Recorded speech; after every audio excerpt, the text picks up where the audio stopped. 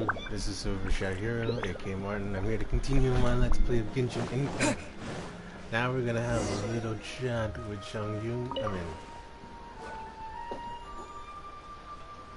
Ah, you're here. There's no need to order. I've already done so. Third round knockout is not for lightweights, like those taverns in Mondstadt. Here, the owner does not take such unorthodox orders as fruit juice. I ordered some wine-fermented sweet rice balls for you, if that counts. If it is to your liking, dear customers, I shall continue the tale of Lady Ningguang's Jade Chamber. Huh. Hey, there's even a storyteller here! Great atmosphere!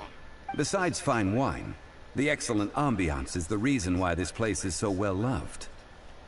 But when I say ambiance, I refer to a different sort from the one the Tevat travel guide uses to judge other establishments.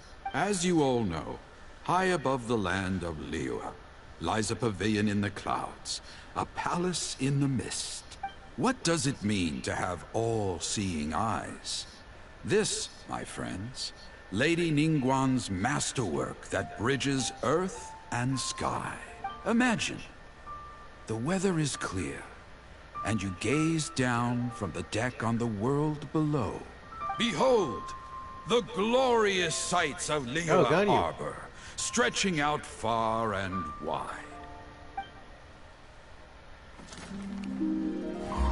They say that when Lady Ningguang ponders important affairs, she retreats to her Jade Chamber with none but her three closest confidants in tow.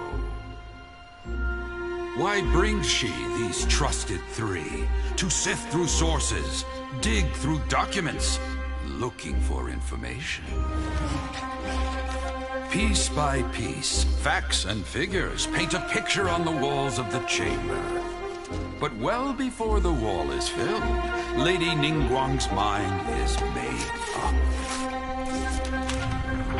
Having made her call, she has every last document shredded, and whoosh, she scatters the shavings out her window. Ah, look at them, how they billow in the wind like a sudden swirling blizzard. As the fragments fall, traces of text flicker before the eyes of the merchants of Liyue, like ink stains in white snow. The saying goes, the rarest treasures in the land are the words brought by the paper snow. For the words of the Tianquan have the power to move mountains, and all throughout the land know it. Huh.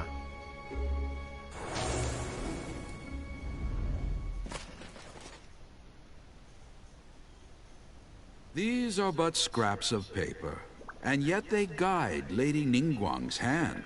Such is their value. Merely grasping one or two of them will surely gift you a fragment of her wisdom. Enough to stay a step or two ahead of your peers. Tianquan Ningguang. Feels like we're hearing this name a lot. Liyue locals talk about her. The Fatui hate her. She's most likely the one who hid the Exuvia, and we saw her at the rite of dissension. Huh. Paimon wonders what sort of person she is. At last I have found you. You who returned from Jueyun Karst. Who's there? Wait, I am not with the Millelith, nor am I here to claim your bounty. However, I am an emissary of the Liyue Qixing. My name is Ganyu, secretary at the Yuehai Pavilion, and I have come specifically to meet you. Well, in concrete terms, I am the corporate secretary for the Qixing. At the moment, I am serving as Lady Ningguang's special emissary. Ningguang sent you? We were literally just talking about her. My apologies, you who have returned from Jueyun Karst.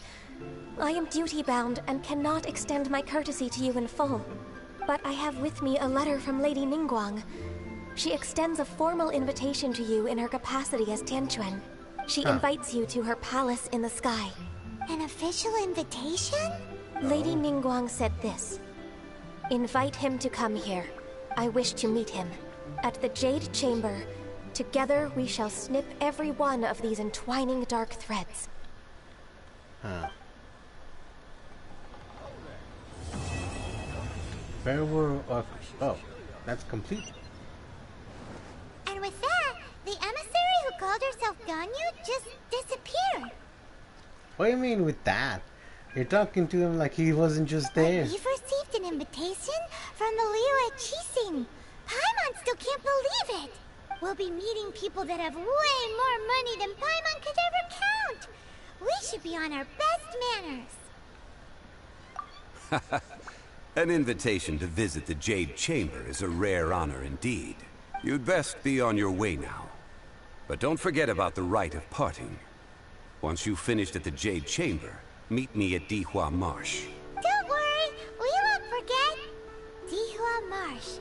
We'll see you there. A new star approaches. Listen. Awesome. Another handsome sum today.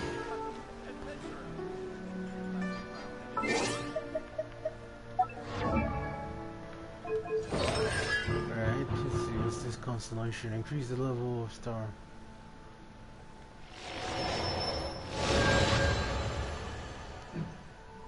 What's the talent right now? Ah. Why is it called sword when it doesn't even look like a sword?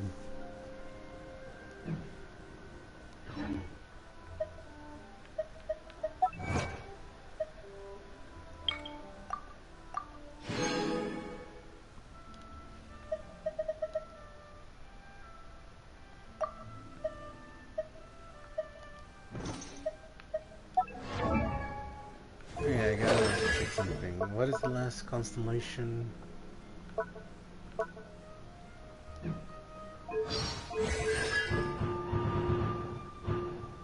The berry Kariba wake of Earth lasts 6 seconds longer. Kariba. Alright.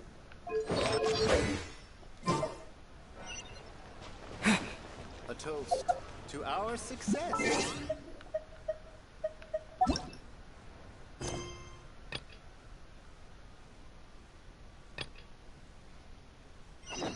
Listen. Let me tell you another handsome. Should I see I can't this believe we're money still in chapter or 1. invest it?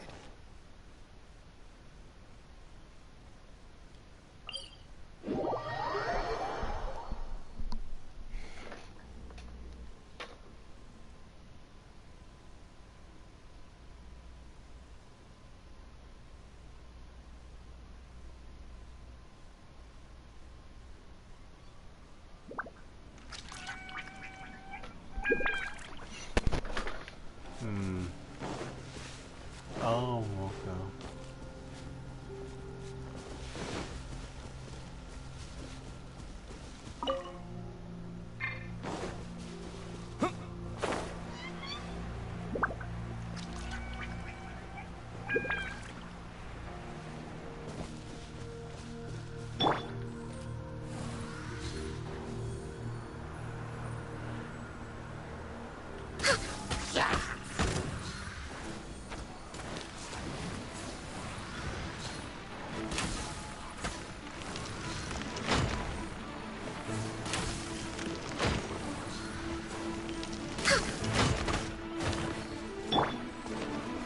Faster?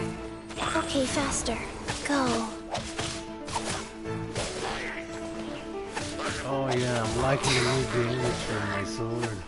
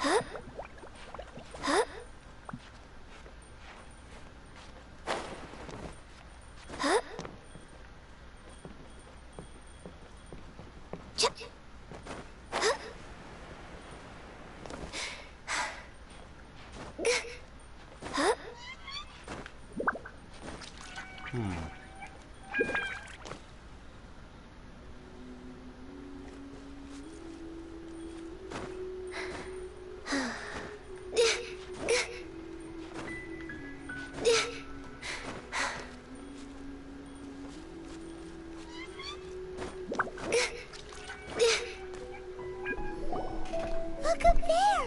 That's the Jade Chamber!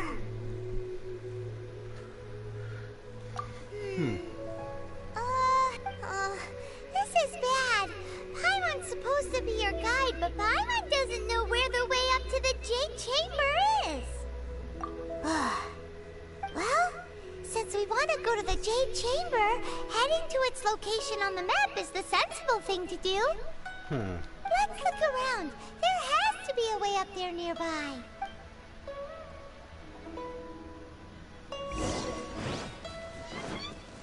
Next on the agenda.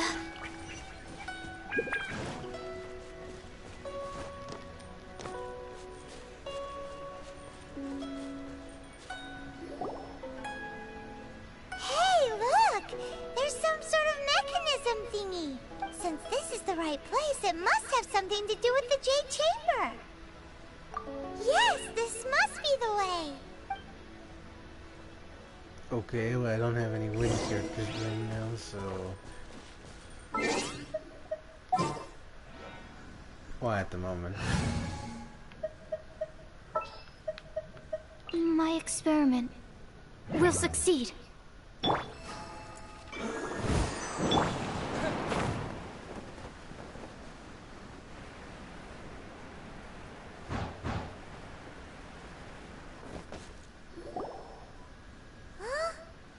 Takes us up to here. Aw, if that wind current was stronger, we'd be able to reach the top in one go. Huh? Why? Or... Oh, Paimon gets it. If it was a secret, Ganyu wouldn't have let us try to find it ourselves, right? Alright, let's follow your plan. Then we can... Oh, hang on a moment. Look down there. Looks like we've gotten close to the Guizhong Ballista. Oh. Paimon has a new idea. Why don't we shoot you up to the Jade Chamber using the ballista? No. Paimon may have just forgotten to think about the safety measures. Oh, that's right. Now that you mention it, we could use the Guizhong Ballista to see if there's another way up nearby.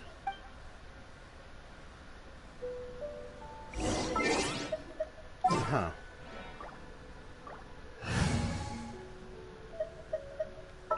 Alright, Cruz, I'm done with you for now. What shall we do?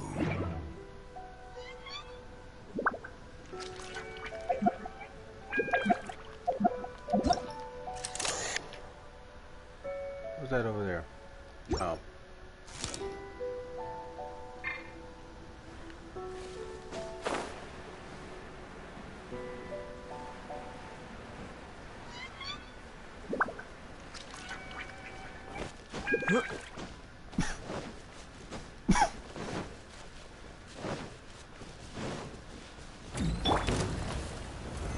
Solidify!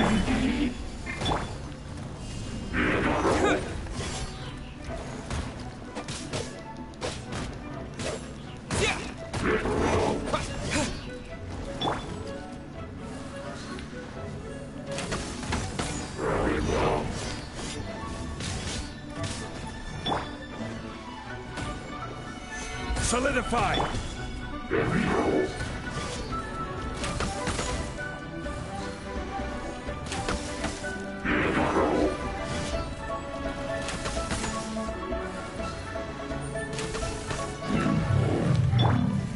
Alright. That was pretty quick.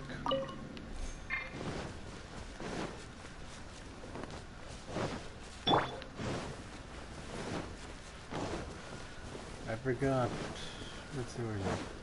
Does this do anything? Solidify! Oh, right, that's what it did.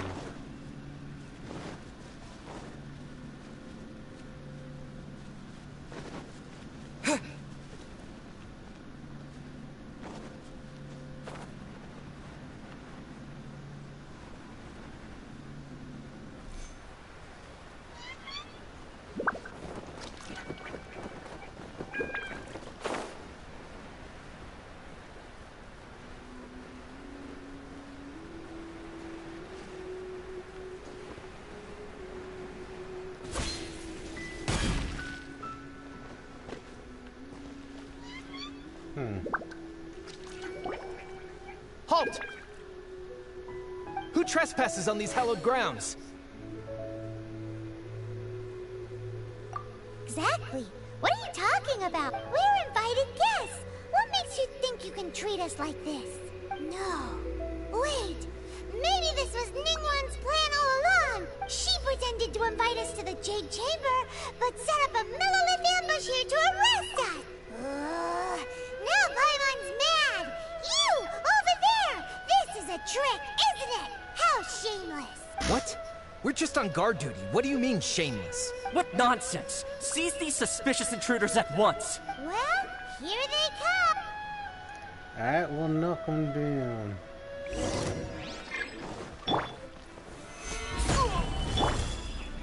Quick!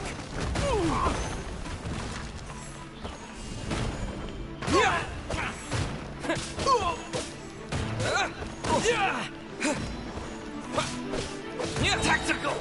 Retreat!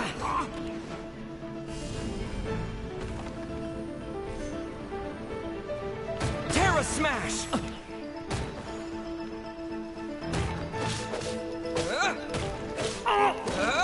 Who goes there? Attack! Solidify!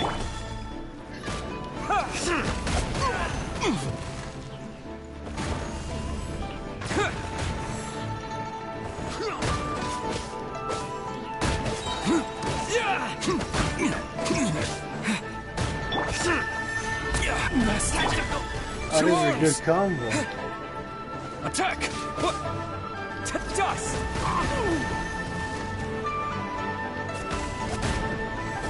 Terra Smash!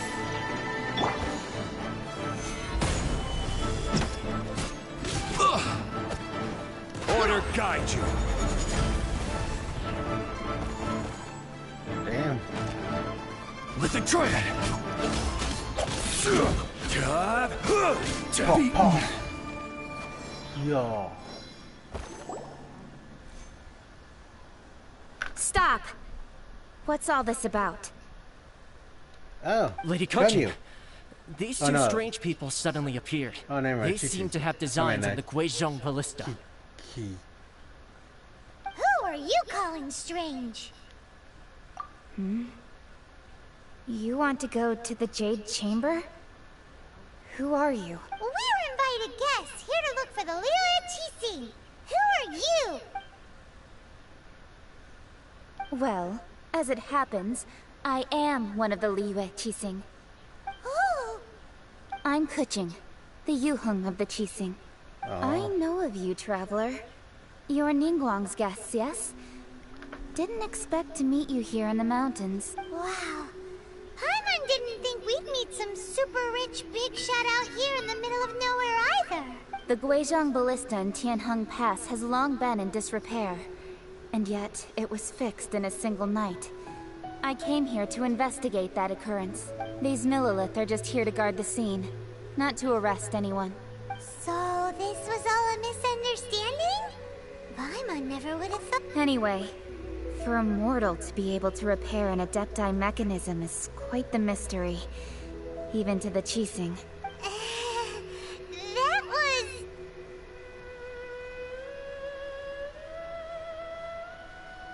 Eh? Oh, right. So, Lady Yuheng, might you have any idea why Lady Tianquan invited us to go to the Jade Chamber? Just call me Kuching. I'd say that Ningguang's Kuching. purpose is to request that the savior of Mondstadt take a more neutral stance. Or at least, to not wholly side with the Adepti. We're not taking conflicting sides. We spoke with the Adepti. They want to protect Liyue as well. When you say protect, you're referring to their sanctimonious arrogance, aren't you? Wow. You are mortals, and thus under their protection. There was no way they would have regarded you as someone with the ability to assassinate a god. Naturally, they would also regard Ningguang's locking down the area, questioning the citizenry, and pursuit of the assassin to be pointless work. Perhaps they even wonder if there might be a cover-up. I'll say it like it is. They're underestimating us. Well, you've got a point there. Still, this is the first time Paimon's seen a person from Liyue who doesn't respect the gods or the Adepti. Should I respect the shallow sense of time and condescension to mortals that has caused them to delay in moving against us, Qixing? Forget it. I shouldn't speak of them this way. This skepticism is mine alone, and Ningguang does not share it. Either way, I will admit that the actions of the Adepti this time were quite restrained. Rex Lapis's death is indeed an extraordinary circumstance. But to think that they would call for a council of Adepti rather than come down here directly. How surprisingly civilized of them.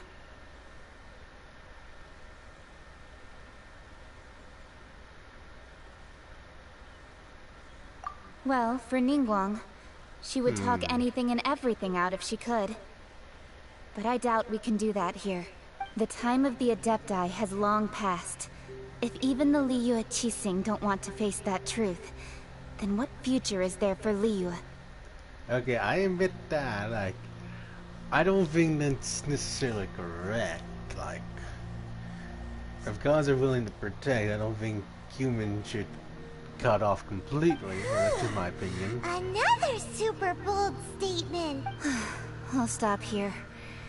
Honestly, I hadn't intended to say so much. But you're a good listener, Traveler. I wonder why people ship these two together. Like, cause Aether, which is his actual name of the main character, is blessed by the, well, I don't know if blessed, but gifted by the gods' powers, and he respects them, yet Qixing detests them. You should both be off to the Jade Chamber. Don't be late now. Ningguang's schedule is packed to the gills all the way till next year. The cream of Liyue's mercantile crop all see ascending to the Jade Chamber as the greatest honor.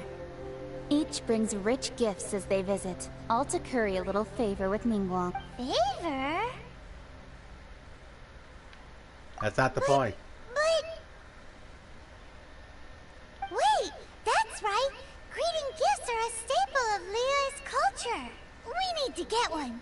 Not to curry favor or anything, just to... All right. You can decide on your greeting gift yourselves. Let me tell you how to get to the Jade Chamber first. You didn't actually have to come to Mount Tianheng. Go back to Liyue Harbor. Find a guide at the Yuehai Pavilion, and, well then. May we meet again, Traveler. So far I don't like that her. Yuheng may not respect the gods, but Paimon thinks she's a pretty cool person.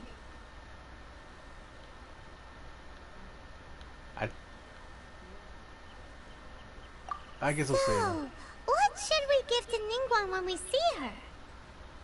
Oh, right! Paimon dreamed of an amazing snack last night. Sugar-frosted slime! Paimon has a feeling that it would be perfect for a super rich person like Ningguang. Why don't we go with that for a gift? With a certain boom shakalaka, of course. I'm starting to hate you, Paimon. Honestly. Let's go gather ingredients. Time waits we don't for have no to one, get and her. neither will our riches.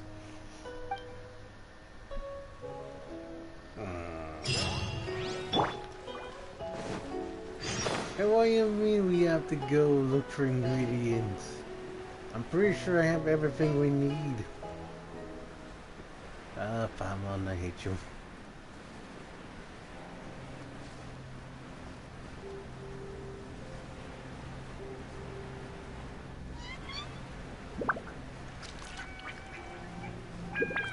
So man, this is starting to look like a good combo. I wasn't even hurt at all.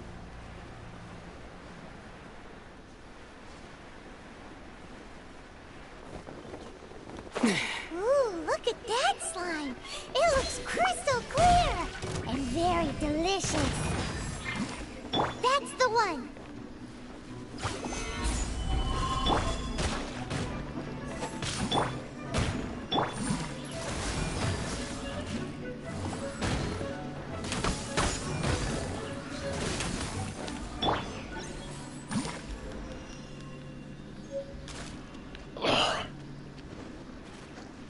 I didn't even get anything from it.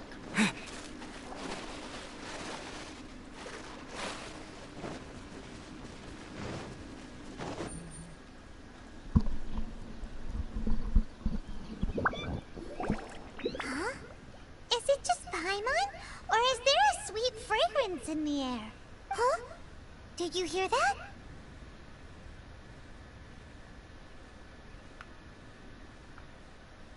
I don't hear anything. It seemed like it came from those ruins over there. Uh-oh. It looks like the treasure hoarders have locked someone inside.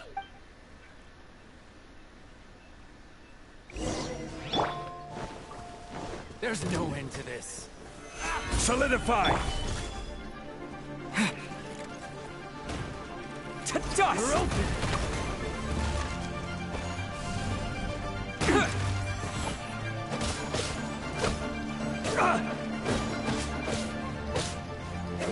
You're open!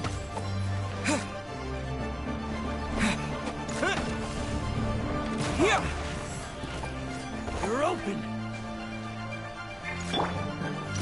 Gather! Life goes on. You're open!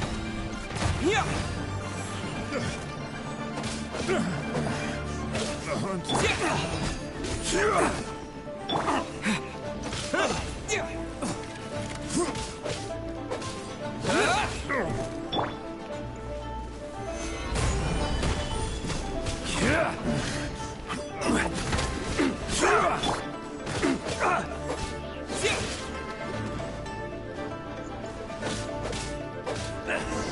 There we go.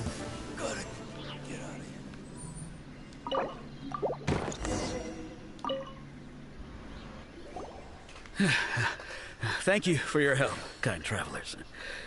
If you hadn't come to my aid, I surely would have rotted in this cell. Those treasure hoarders, when their mood was good, they'd rearrange those pots of sweet flowers. When they were in a bad mood, they'd rearrange my face. Oh, I was nothing. No need to thank us all at once or anything. I understand. Don't worry. Don't say that. I only escaped this predicament because of you. I'm Meng Dan, a supplier for Mingxing jewelry in Liyue Harbor. I often walk around these mountains in search of antiques. I never expected that those treasure hoarders would have their eyes on the same ruins that I had. Before I knew it, they'd caught and imprisoned me. Is there anything that you lack? Antiques, treasure, various knickknacks, you name it. Well, as long as you want what I have to offer, of course. Wait a moment. Actually, we are looking for something. Bye, Mom. Huh? And what might that be? Do you have a box that can store presents?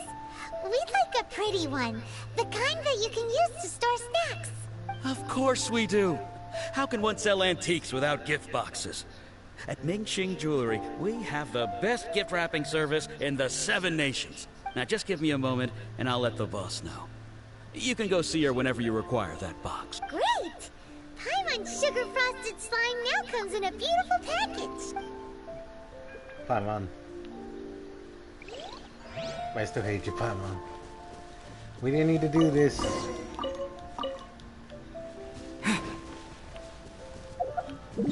We needed sweet flowers. I already had sweet flowers. Paimon.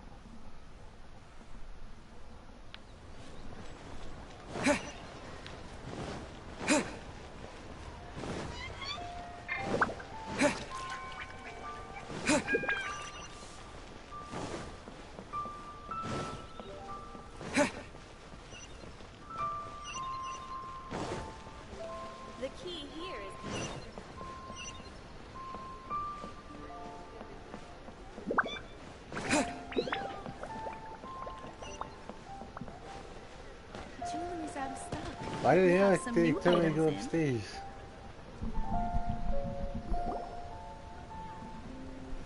Hey there! A guy called Mung Dan told us that we could get a nice and shiny box from your store. Uncle Mung already told me about it. Thank you both for saving him. Many of the best goods in our store were found by Uncle Mung. If anything were to happen to him, it would be impossible for us to continue doing business. Here, this container is itself an antique, with at least 140 years of history.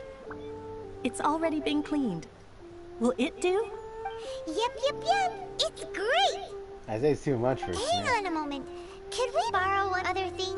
Sure. Please help yourselves. As long as it's on our shelves. Traveler, this clay pot looks really awesome. If we use an antique as our mixing bowl, we should be able to make a great snack. We can make a great snack without one. Done! The one and only sugar-frosted slime! Carefully now. Into the box it goes and dust it over with a bit more powdered sugar. Oh, yes. You might want to use these 2 freshly picked flowers as decorations, too. Woohoo! It looks beautiful! Yeah. Yeah, Great! Now that we've put all that we've got into this box, let's go to the Jade Chamber to see Ningguang.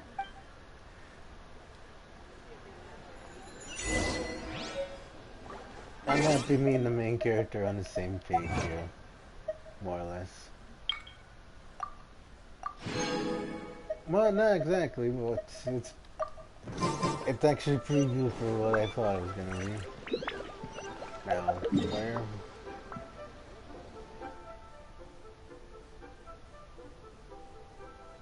Wait, what the heck is this?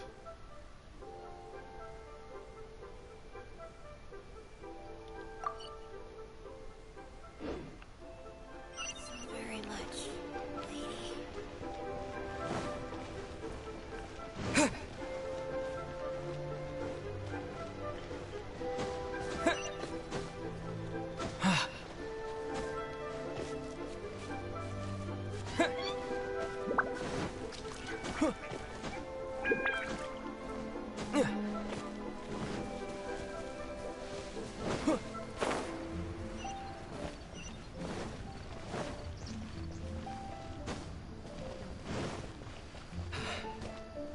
Though the clouds may darken and light turn to gloom, still According to Kuching, this is what we should say.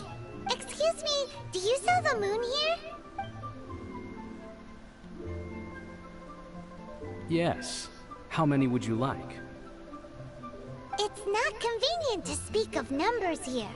Ah, well said.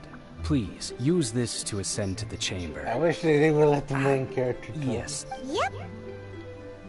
And yet the code they used was not the one for guests, but for the Yuheng. What's going on here?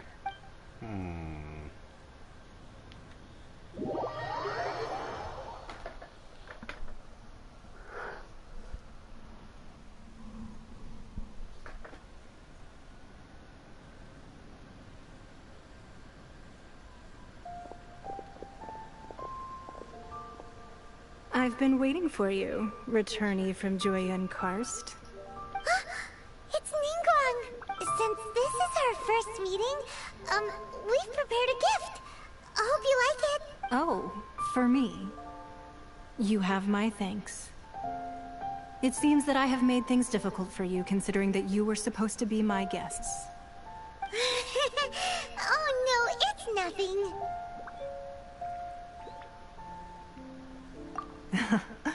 I'm glad you like it too.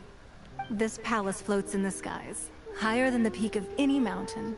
From this vantage point, one may survey all of Liyue. I have been gathering the funds necessary to build it from the time I began learning the merchant's craft. And since becoming the Tianquan, I have spared no effort in hiring the best craftsmen to constantly extend it. At first, it was but the size of one room. Now, it is large enough to blot out the moon in the skies above Liyue. One day, I believe it will overshadow all 7 nations. Not many from outside Liyue earn the right to ascend to the Jade Chamber. But I have been in correspondence with the acting Grand Master of the Knights of Favonius. who spoke highly of you. As such, I have been putting eyes and ears out ever since you reached Liyue. What? And I finally got wind of your movements when you were on the way to Wangshu Inn. Wait! Was Vergoldet one of your people? Just Vergoldet? No, everyone at Wangshu Inn is one of ours. What? No way. At the Guizhang Ballista, yes? You weren't peeking on us from the skies the whole time, were you? Paimon, shut up. I fear that peeking would have been a little difficult from this altitude. Our eyes and ears are more than sufficient. You two are very interesting people, after all. It would be natural to take an interest.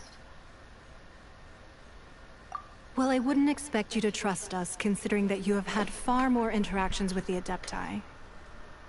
The reason I invited you here was to clear up some misunderstandings. I still don't trust you. The sky's the limit.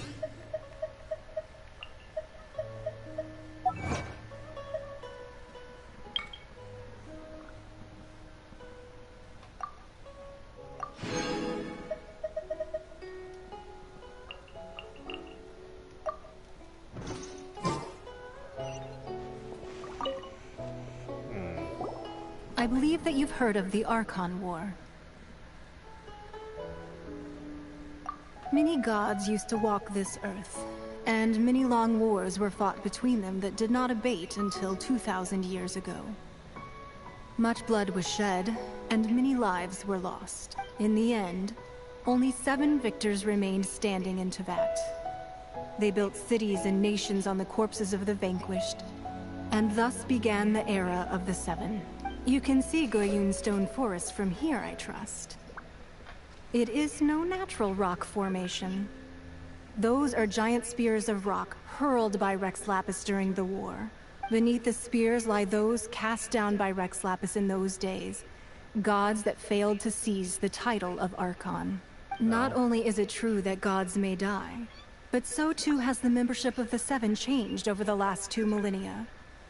Rex Lapis's passing is an unimaginable disaster for Liyue. But the Order of the 7 will not collapse simply because of that. Another Lord of Geo will arise sooner or later. Yet, how are we to forget Rex Lapis? When that time comes, the relationship between the people of Liyue and the gods and Adepti will surely be different from before. Even in a new era, the Liyue Qixing remain Rex Lapis's former subjects. Do you really think us capable of having played a part in his demise? Of lacking the foresight to see the certain repercussions?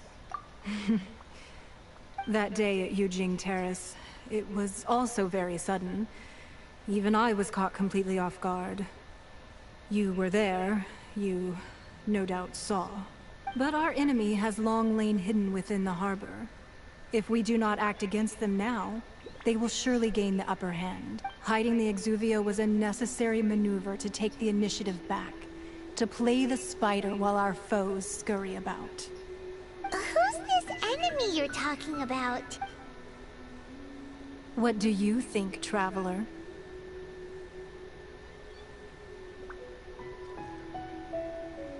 Huh?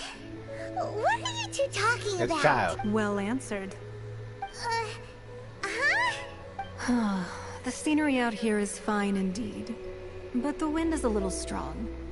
Our preparations to receive guests within are complete. So please, this way.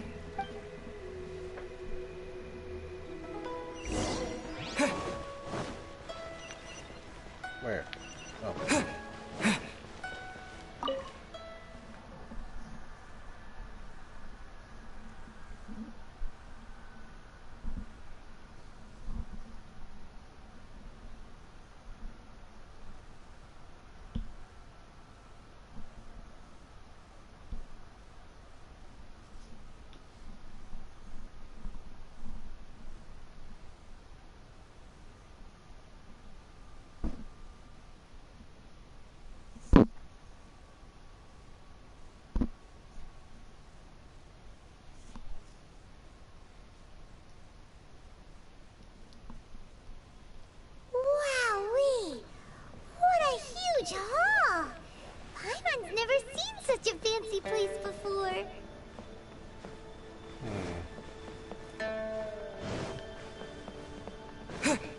definitely looks fancy for this place.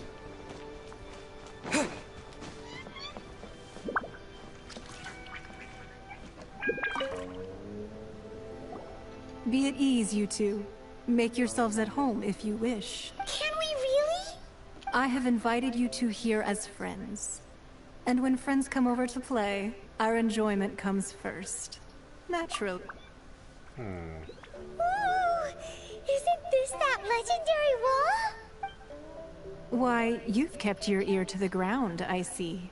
That's because even the storytellers are talking about it. Everyone's after a piece of paper from that wall. It's super famous. That's because that wall records Leo's secrets. Merchants have always been attracted to secrets. But the secrets of the mercantile world are of no interest to you, are they, traveler? You're rather special, really, and I think you're quite aware of that. If possible, I'd like to have your trust. But if you were to choose the more trustworthy person between myself and Kuching...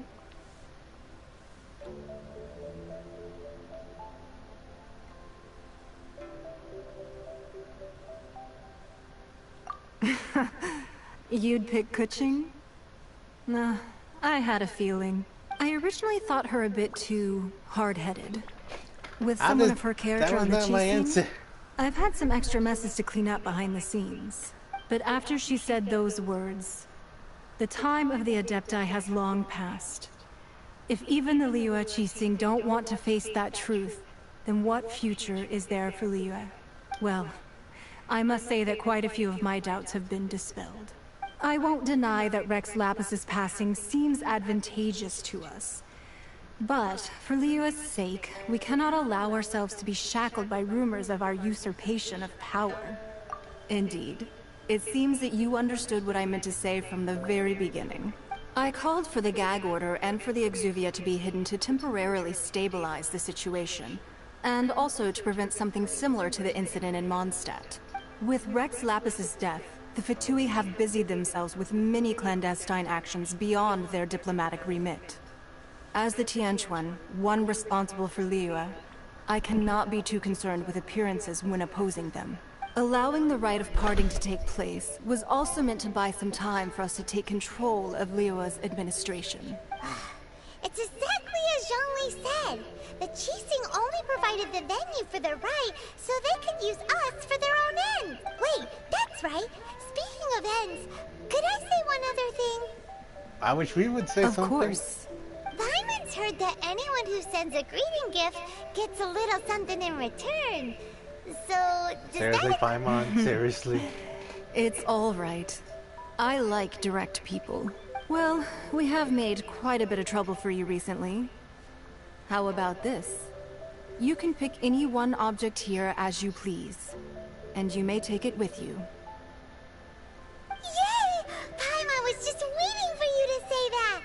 Let's see, what should we get? Paimon? One of the sheets on that wall! Really? Don't look at Paimon like that!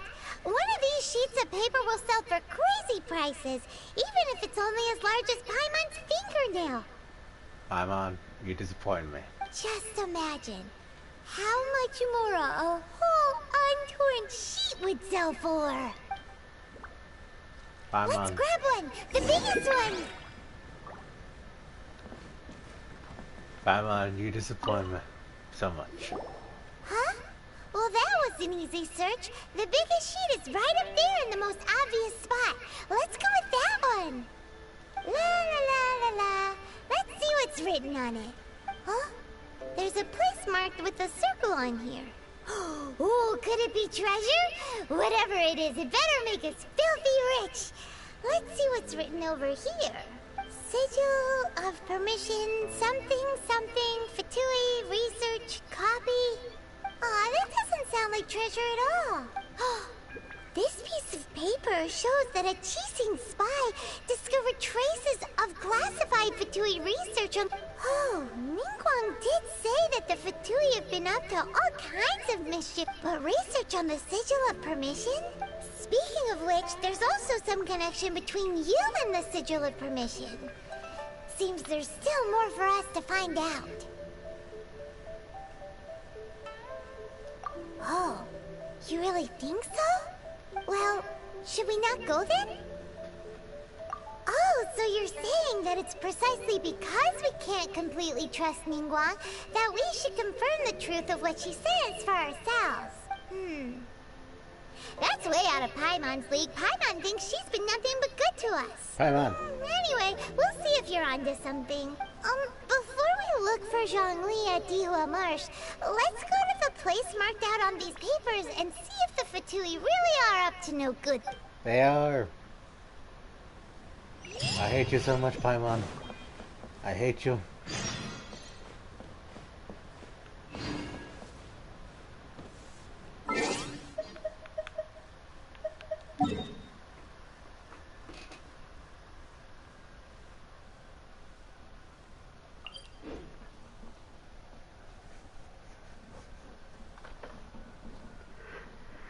Well, at least I hit you right now, Paimon, because you're acting pretty stupid in these parts.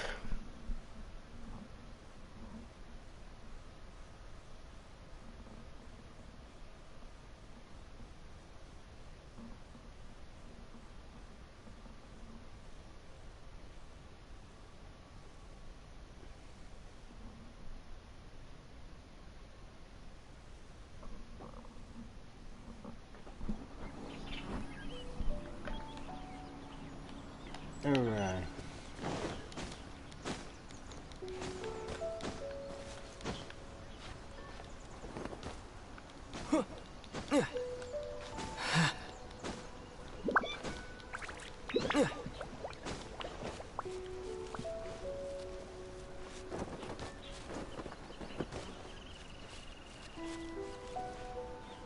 Ooh. I need to get rid of that water one.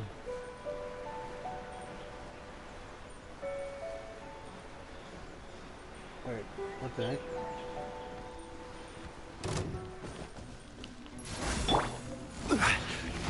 Stabilize!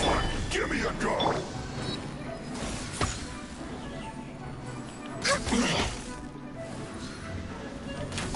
Time to fulfill my duty! Idiot.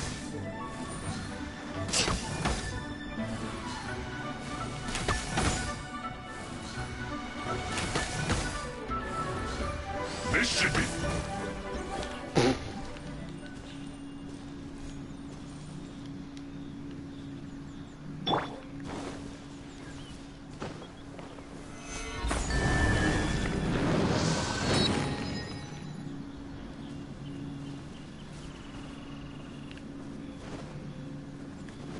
Yeah, I'll do these in a minute.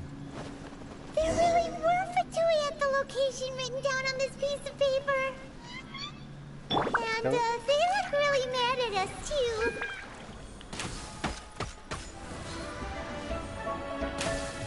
This first!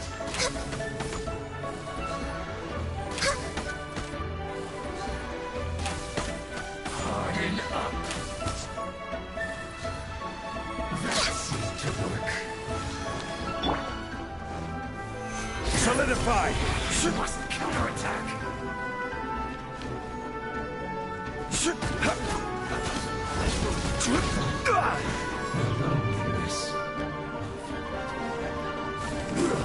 Solidify! Ida! Ida! You need to hurry up! Roast and fry!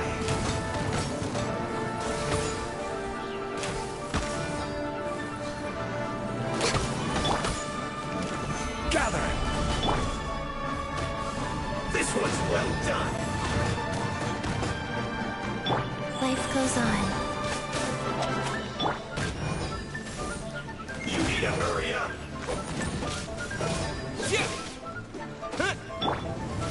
Gather!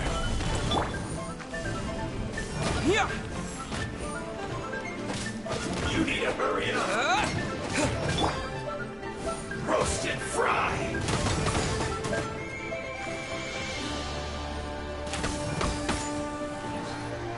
You need to hurry up!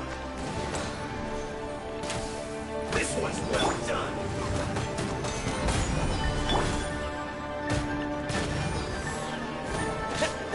You need to Roasted fry!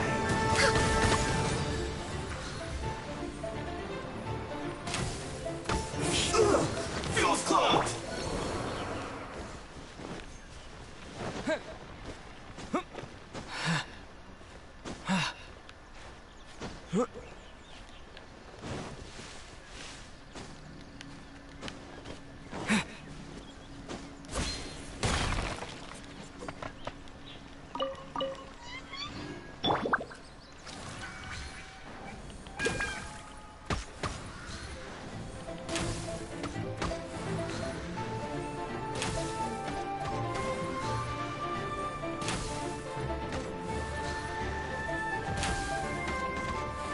Stay right there. Almost.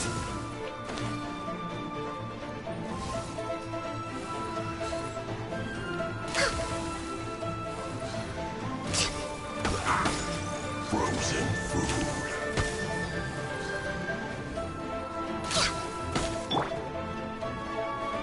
Let's not waste time. Solidify! To dust! Let's end this quickly!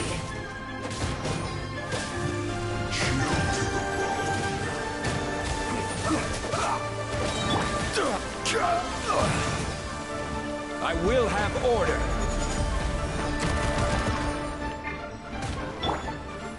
Go.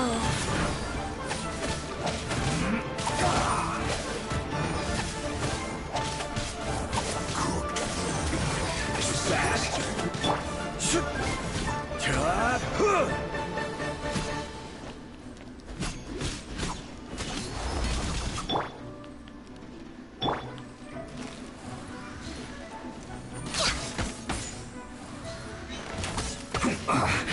I guess this is it.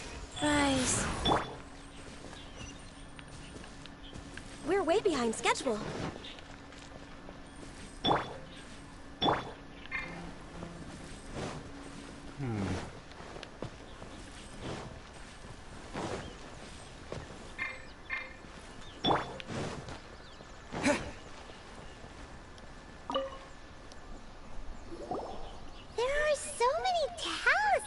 Here. And some stacks of blank paper, too. I haven't seen this pattern before. But where? Oh, Paimon knows! It looks just like the sigil of permission the child gave you. But how did a relic of the Adepti end up in the hands of someone like Child? Oh, that's right. Cloud Retainer said that when the Lord of Tio created the Sigil of Permission, it wasn't to be used as some old relic. Talismans like that were once used in the Archon War to channel divine powers. Maybe the Fatui are copying the Sigil of Permission in hopes of achieving a similar effect. Yes, I'm pretty sure. Being able to channel divine power in battle? Whew, that sounds pretty dangerous. And the plot thickens. We'll need to keep an eye on Child, that's for sure. Alright, that's enough sticking around here. We gotta go meet up with Zhongli soon. The last stop on our rite of parting preparations tour is Dihua Marsh. Let's go, huh?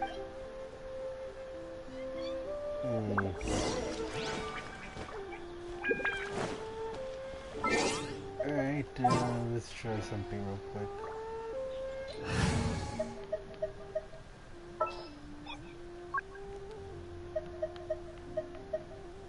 Understood.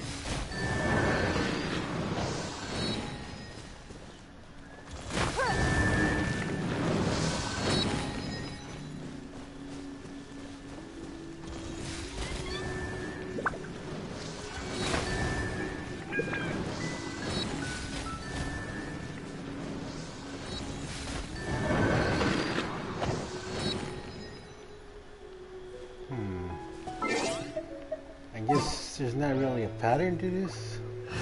Or did I already do this already? What shall we do?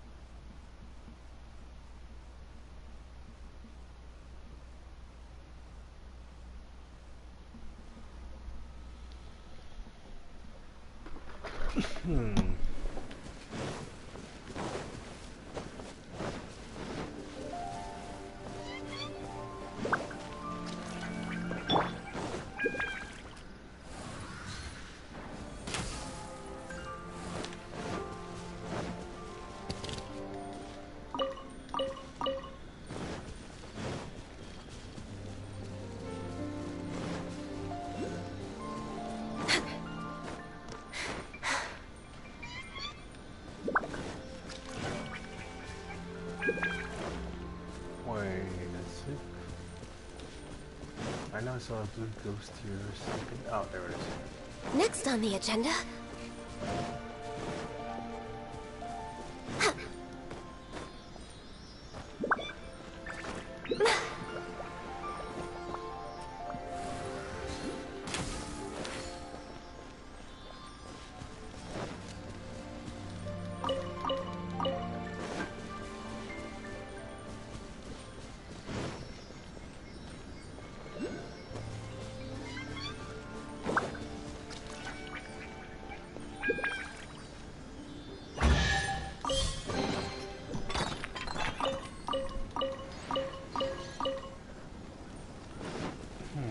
Healthy body, healthy mind.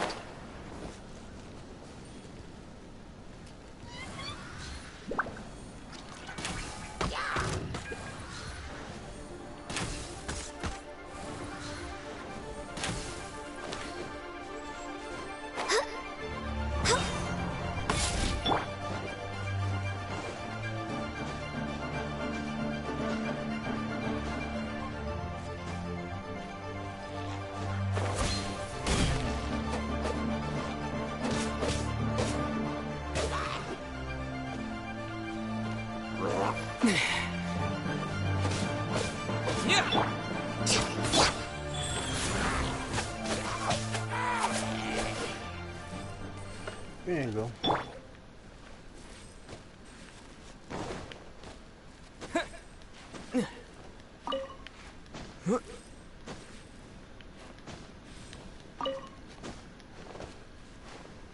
Okay.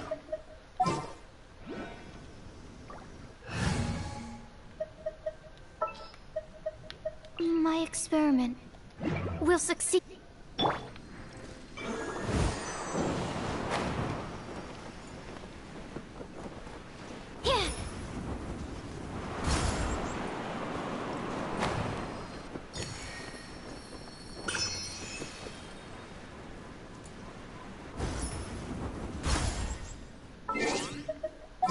Okay, there we go. Now I know which one it was. A walk would be nice.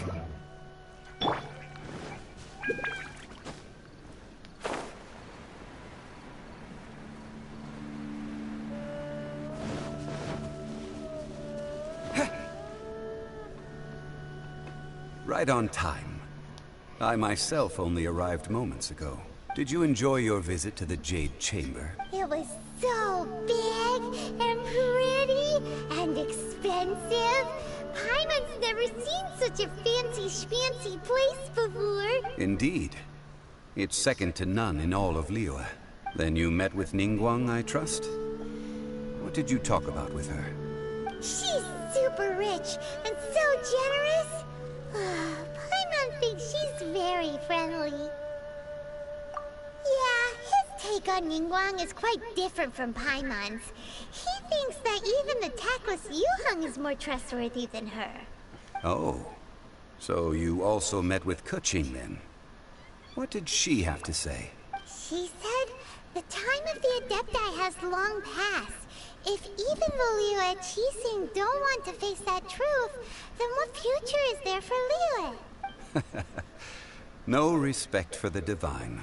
Indeed, contrary to the ever-bold Keqing, Ningguang is more of a businesswoman at heart. Though they are both members of the Qixing, although she's friendly, there's no way of clearly discerning her true intentions. Yes, she has only relied on herself to rise to her current position. No ordinary person could ever achieve that. It's said that she's the one behind the constant expansion of the Jade Chamber.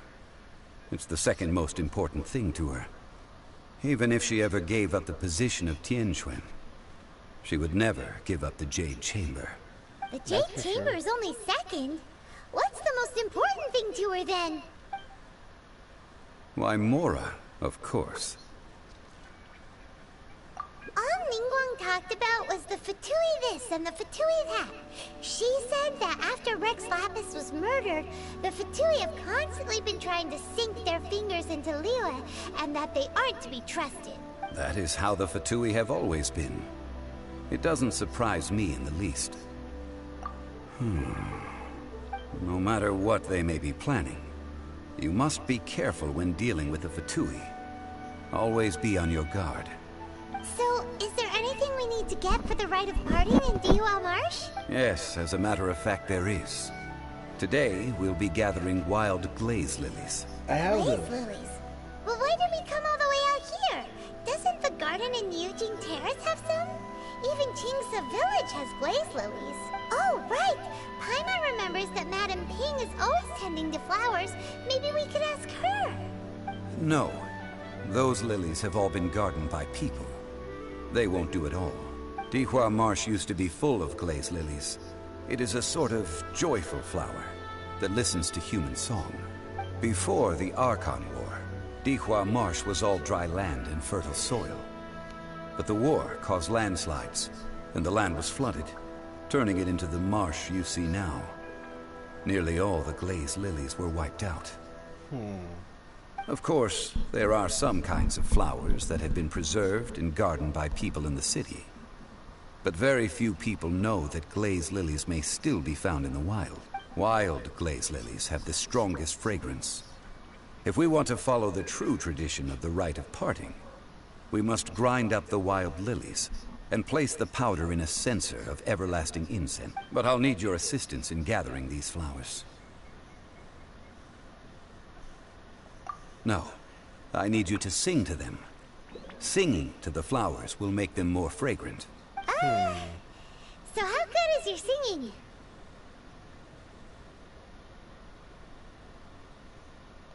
Really? Why doesn't Paimon believe you?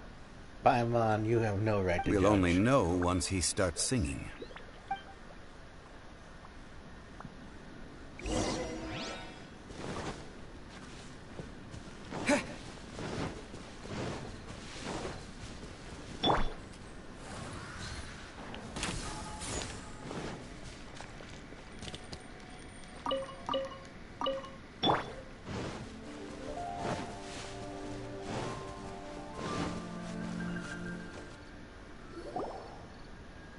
It's time to sing, whenever you're ready.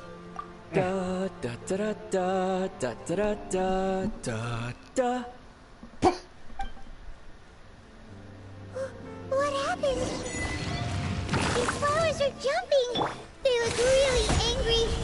Is it because you sang a song for Mondstadt that they don't understand here in Liyue?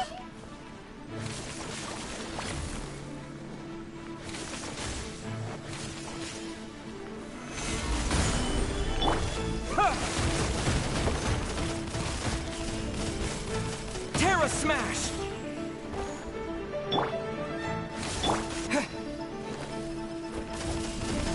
Yeah!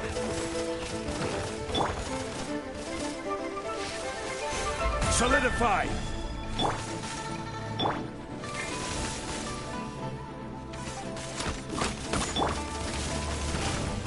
Terra Smash!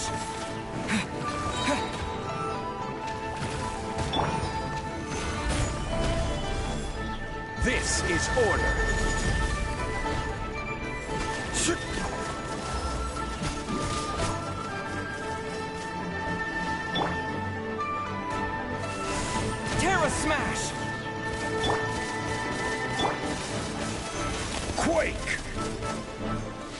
Stabilize! Yeah.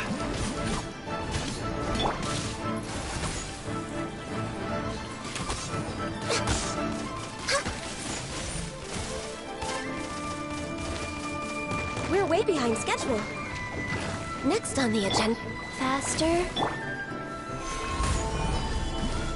To dust! Terra Smash! What? Yeah!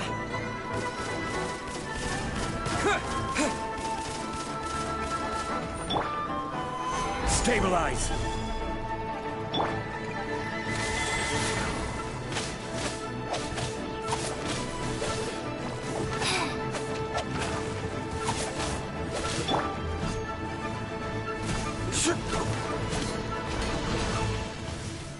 Solidify!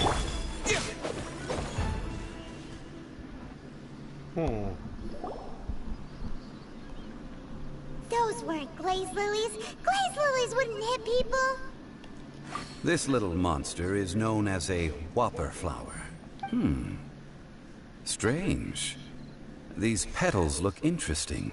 The glaze lilies used as a disguise were buried with the whopper flower for too long. The result seems to have surprisingly potent medicinal value. Let's collect what we can of these petals. Well, that's nice and all, but will those petals be useful for the rite of parting? Unfortunately, no. What? That's so lame. Excuse me. Are you searching for glaze lilies? Oh, hey! It's... What's-her-face? Hello, traveler. I'm surprised you still remember my name. Ah, that reminds me. How was your visit to the Jade Chamber? Well, it sure would have been better if you told us how to get up there. Didn't I tell you the way? Surely I did. Nope. We found the way on our own. Oh, I see. Uh-oh. I guess I really did forget to tell them. Huh. Something seems a little off about Ganyu. She's acting different from the first time we met. Where's her serious attitude now? Ah, well, I met you at that time as an emissary of the Tianquan. But now, I am simply out on a stroll to see the flowers. You came all the way out here to see the flowers? Why not just enjoy the gardens of the city? Yujing Terrace is where Rex Lapis parted from this world. If I strolled through those lonely gardens now, I wouldn't be able to bear it. Whenever my duties take me near Yujing Terrace these days, I draw the windows to block my view of the gardens. Oh, sorry. We shouldn't have brought it up. No, it's quite all right. I just haven't processed my emotions yet. When the Archon War came to its end 2,000 years ago, the first iteration of the Seven would gather in Liyue and drink with Rex Lapis. But 5 of those original 7 had already passed before Rex Lapis. It's truly a changing of the guard. Yes. Now that the spirit of Rex Lapis has returned to the heavens, only Barbados of Mondstadt remains of the first 7. Oh, wow. The other 5, including Inazuma's Raiden Shogun, are no longer the same friends from 2,000 years ago. Of the current 7 Archons, the youngest is Sumeru's god of Dendro. He is merely 500 years old, whereas Rex Lapis was more than 6,000 years old at the time of his passing. This means that Liyue had been under Rex Lapis's rule from the moment it was first founded 3,700 years ago. The city has never had to bid farewell to its deity. So what do you think of this farewell? Huh? This is a little sudden. As a mortal, I've never dared to imagine a Liyue without Rex Lapis. But as an Adeptus, I think I will eventually come to grips with reality. Since Rex Lapis has passed, the time of Liyue's contract with the gods and Adepti has now reached its end. Huh? Did you just say, as an Adeptus? Yes, I am a mix of human and Qilin. Adeptus blood flows through my veins. I fought for Rex Lapis and the city of Liyue during the Archon War. After the war ended, I signed a contract with Rex Lapis and took the position as secretary for the Qixing. I've continued those duties to this very day. Well, let's save that conversation for another day. You say that you are here looking for glaze lilies? I also know where wild glaze lilies can be found. See, I've just picked one myself. Here, you may have it if you wish. We dare not refuse it. Oh, so did you sing a song before you picked the lily? Indeed, I did. I know this tradition well. In fact, I sang a local Liyue ballad to it. Wow, so you really know your stuff, too. Thanks, Ganyu. No, it is you who I should be thanking. If not for this chance meeting, I never thought that I would be able to contribute to the upcoming farewell for our ancient lord.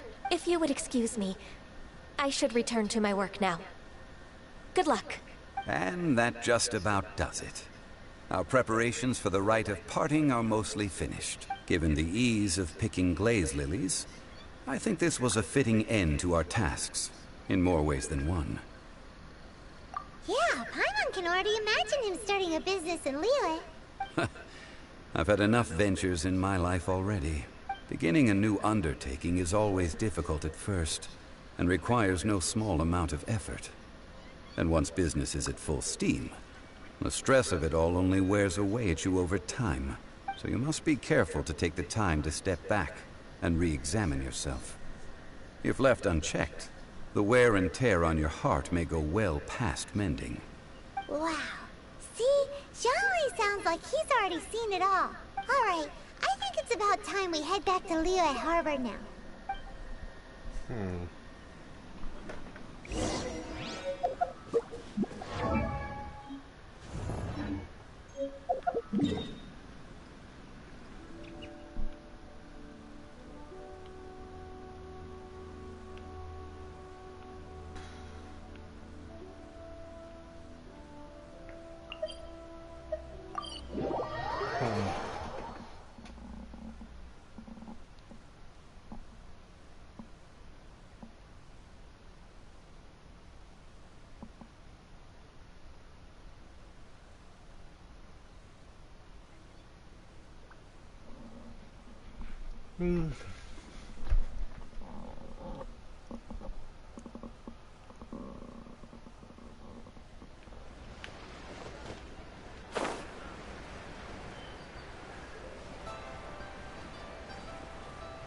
It's funny I had those two in my party. Because I didn't think I would be talking to them. Who's that? Fatui?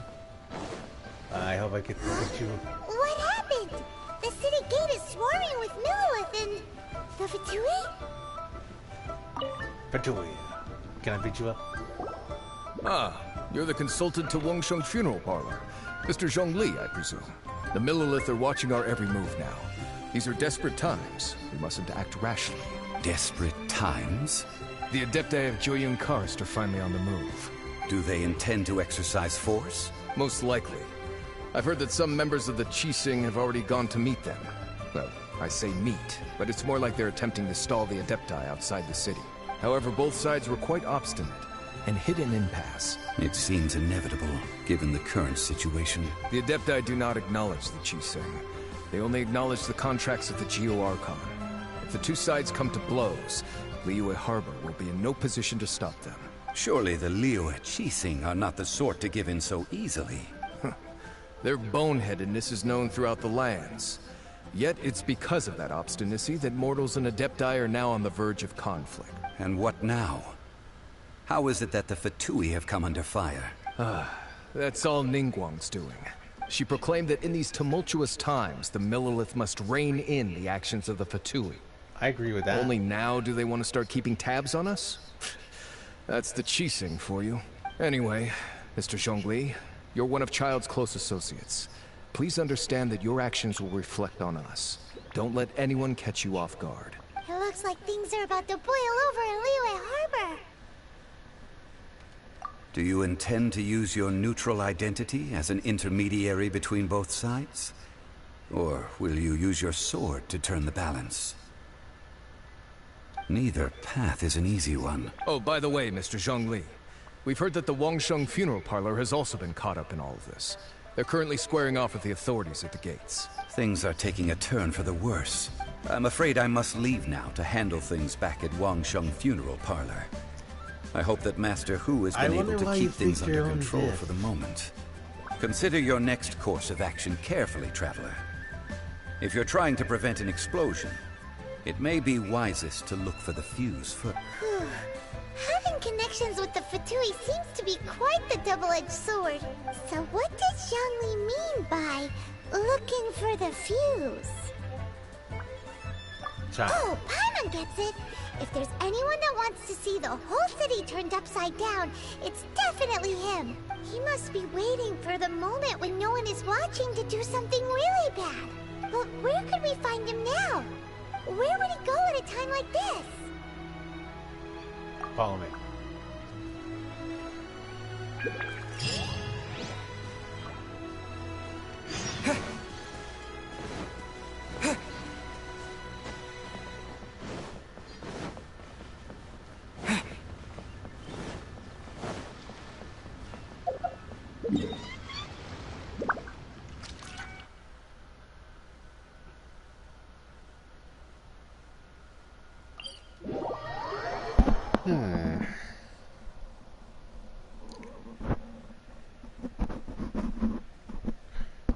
I want to bring Mona into this fight, but she wouldn't really be good against him, considering they share the same element.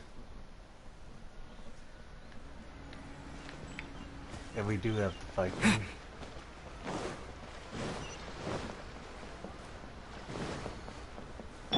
But I'm gonna have Ganyu, because she's good against... She's good.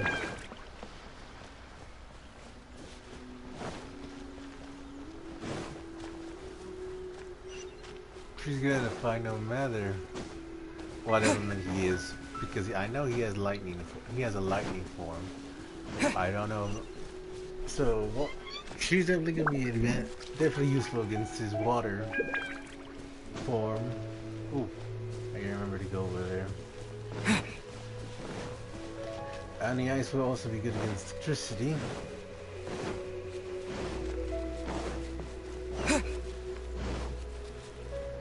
I'm happy I upgraded Chi-Chi's sword, so at least she can do more damage when I need healing.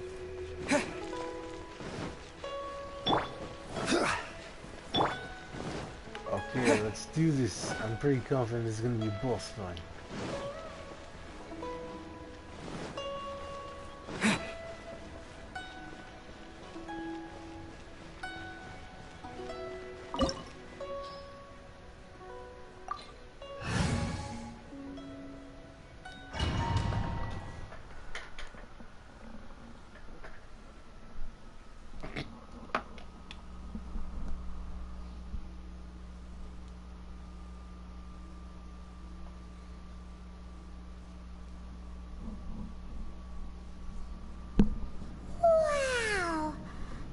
The Golden House? It looked impressive enough from the outside, but who would have guessed that it was even fancier on the inside? And so full of Mora. Paimon, come down. This is where all of Tibet's Mora is minted, right? In that case, maybe they won't notice if a few Mora go missing. Oh, so it's a trap! Tricky, tricky. Good thing Paimon's got you here. But even if we can't take any, we can still have a closer look, right? Paimon, why do you have so much greed? Or better yet, take a nap on top of a mountain of Mora. It's like a dream come true. Oh, right. Back to business. It's quiet. Too quiet. Surely someone's gotta be guarding something as important as the Exuvia. Huh? Look! What happened here? Uh-oh. Paimon smells trouble. Quick! We have to go make sure that the Exuvia is all right. Alright.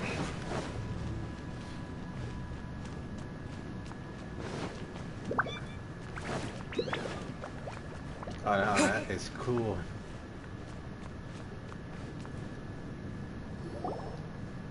You've already fulfilled your task as guides. So why do you still linger here? Haven't you already seen enough trouble for today? Huh? Who's there? It's Child. If you were Fatui, I imagine that you would be entitled to a generous reward from the Tsaritsa herself. But now, you're nothing but dross, and you're in my way. Although I'm deeply grateful to you that I was able to effortlessly find this secret location, don't you think that trying to stop me now would just be wasted effort? Nope. Stopping the Mora Mints, hiding away the Exuvia. The Chising are really pulling out all the stops this... So you've been planning to take the Gnosis from inside the Exuvia all along? As one of the 11 Fatui Harbingers, it's my duty to see the will of the Tsaritsa fulfilled. She will get that which she desires. I'm not asking for your blessing, and there's nothing you can do to stop me anyway. Oh yeah, we'll see about that, Child. The time for discussion and diplomacy has already passed. I mean, if it were up to me, I would have skipped that stage to begin with. But I'm willing to do as the Tsaritsa deems fit. I would have gone against you right away. We now come to my favorite part. A simple pleasure, and one that I am oh so delighted to be sharing with you. The battle. Battle? So you're the type that goes looking for trouble, huh? You could say that. When Signora offended the deities outside the cathedral in Mondstadt, she swiftly left the scene once her mission was accomplished. Instead of confronting you directly, she chose to rely on the snow and ice to make her escape. She wouldn't want the knights to come running towards the sound of battle now, would she? Yep. When she faces a worthy opponent, she will prioritize her mission, weigh the outcomes, and consider the consequences of her actions. But as for me, the greatest pleasure of being a Harbinger lies in crossing blades with strong opponents. We won't let what happened in Mondstadt ever happen again! Oh, so you intend to fight me? Good. I won't kill you, Traveler. I'll just play along, to feel the thrill of battle. Besides, you could never defeat me, not even in your wildest dreams. But hey, try to relish the fight anyway, because if you ask me, without that, what else is there? I can never defeat you. You're completely delusional. Fighting talk, I love it. Now let's see you live up to it. You're going down, Child. This chance is hard to come by, so show me all you've got. So very few ever get the chance to square off with a Fatui Harbinger. So come now, amuse me, and don't you dare disappoint. How unbecoming. Solidify! Faster? Okay, faster. Rise.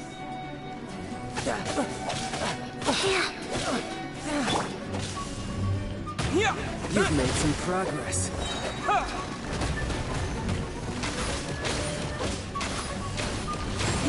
Not bad, not bad.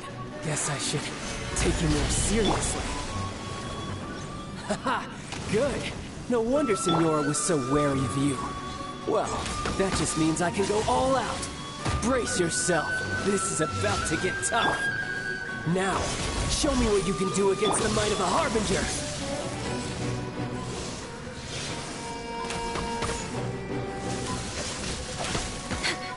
Next on...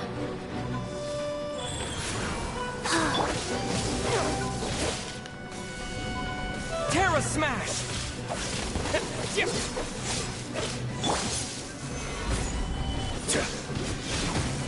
This is order.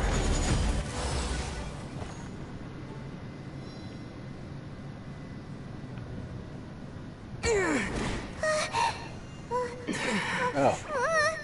Not bad. Your swordsmanship is quite impressive. But that's about as far as you'll get. Oh, yeah!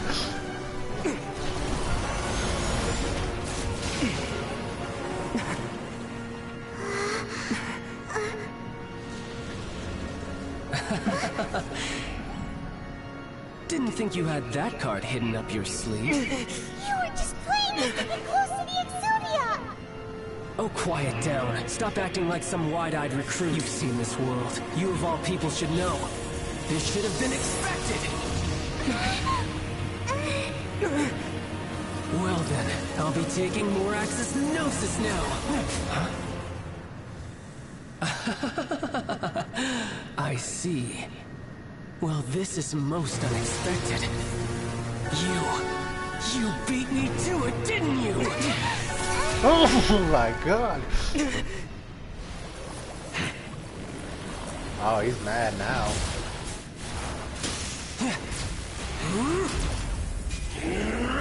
Oh, he's going full power now. Let's do this!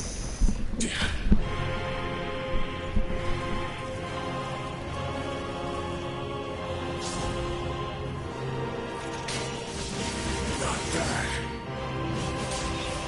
But this is going to cost you!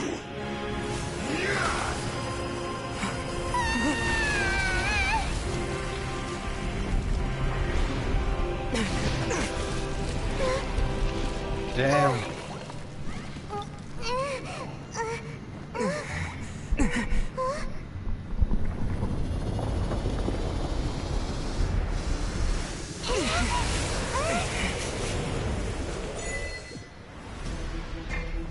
You got to the Gnosis ahead of me, didn't you? Did you simply move faster? Or did you leak the information regarding the Golden House to me on purpose? No matter. Hand the Gnosis over, now! Don't make me take it from you! We didn't take it!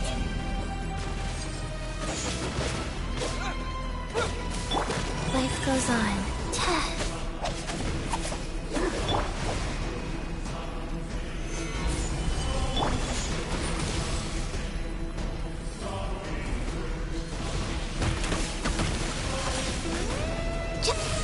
This is long overdue. Oh yeah, that is correct. Yeah, dust. Yeah.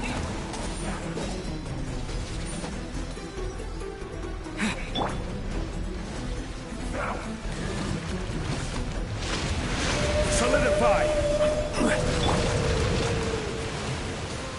Faster.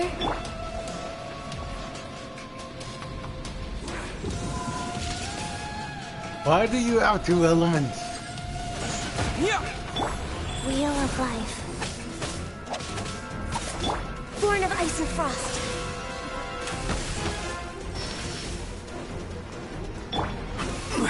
Die. Stabilize.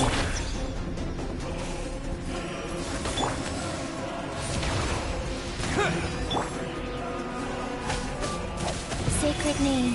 Fortune preserver.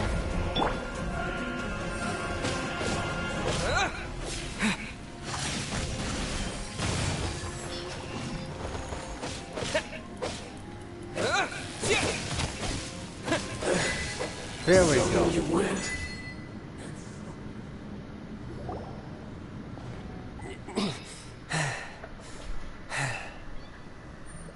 Look! Child's back to normal again! Well then, time to cool off. It seems the burden of the foul legacy transformation was too great for my body. I lacked the opportunity to think this through. And now that I consider the matter more carefully, you never had any chance of beating me to the Gnosis. You had no connection to the Gnosis, no matter where it had been taken. That's what we've been trying to tell you! We didn't take it! Your show of ability today far surpasses that of Signora's initial assessment of you in Mondstadt. Tell me, how could that be? You already know the answer, don't you? I can see it in your eyes. But if that is a secret you wish to keep, I guess I'll just have to curb my curiosity. This battle has already left me satisfied. Anyone who strives as I do to grow stronger shall be called a friend. Even if our friendship can only be shown in battle against one another. Pretty sure that's not the normal way to make friends. Unfortunately, I must bring this amiable conversation to an end. My quest still beckons. Given that the Gnosis wasn't taken by anyone, then we must look once again to the beginning. Perhaps it was never in the Exuvia to begin with. In fact, it might be that the Exuvia was just a diversion of sorts. What? So you mean that... Yes, it appears so. Interesting to say the least. It seems that the guardian deity of the capital of commerce is also well versed in little maneuvers beyond the boundaries of contracts. As such, we must now look to our backup plan. Backup plan? I had hoped it would never come to this. I absolutely detest working with those who are weaker than I. The truth is, the world belongs to those of us who desire to become strong. I seldom willingly mingle with any dull and boring weaklings who think otherwise. Unfortunately, we cannot be picky about our methods as Fatui Harbingers. Children must all learn to eat their vegetables sometime. So what are you planning I still hate to you. do? I will awaken the god that lies dormant beneath Guyon's stone forest. A god?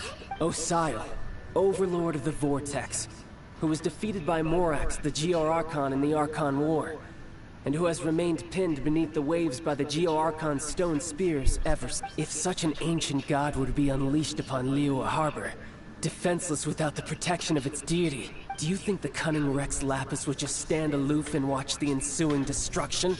But the Archon War ended 2,000 years ago. How could an ancient god appear in a world now overseen by the Seven? Simple. I've already prepared the means to awaken it. Oh, Hey, those are sigils of permission! Paimon, stop stating the obvious. Oh, Paimon remembers now. The Fatui have been researching them. Indeed. The one that was given to you was just a byproduct of our research. With the power of so many sigils of permission concentrated in one place, along with that which was bestowed upon me as a harbinger by our Tsaritsa, breaking the subduing might of the Geo-Archon spears for a time should be no obstacle. Using the powers of ancient gods in such a situation fails to interest me, and is largely against my principles. But knowing that such an action will not only force the Geo-Archon to show its hand, but you as well, that makes matters a little more intriguing.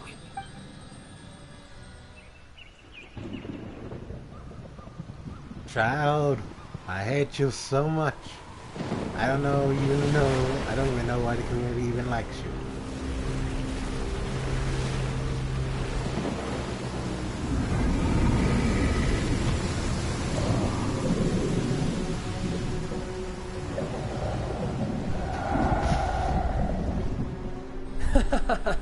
Let's see. Will the nation that has lost its deity be swallowed up by an ancient malice once more? If you wish to drown together with the people of Liyue, you're free to stay and enjoy the show. Alright, we must be on our way. Huh? He's already gone. That guy is fast. What's going on?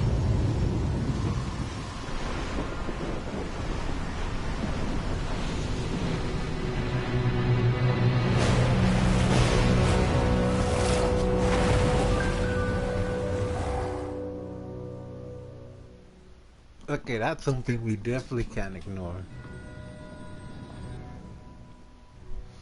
Epic battle boss. Again. I thought Chao was the final boss of this arc, but no.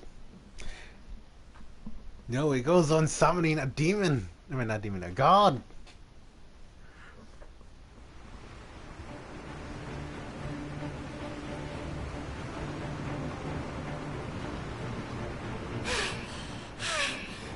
Exhausted.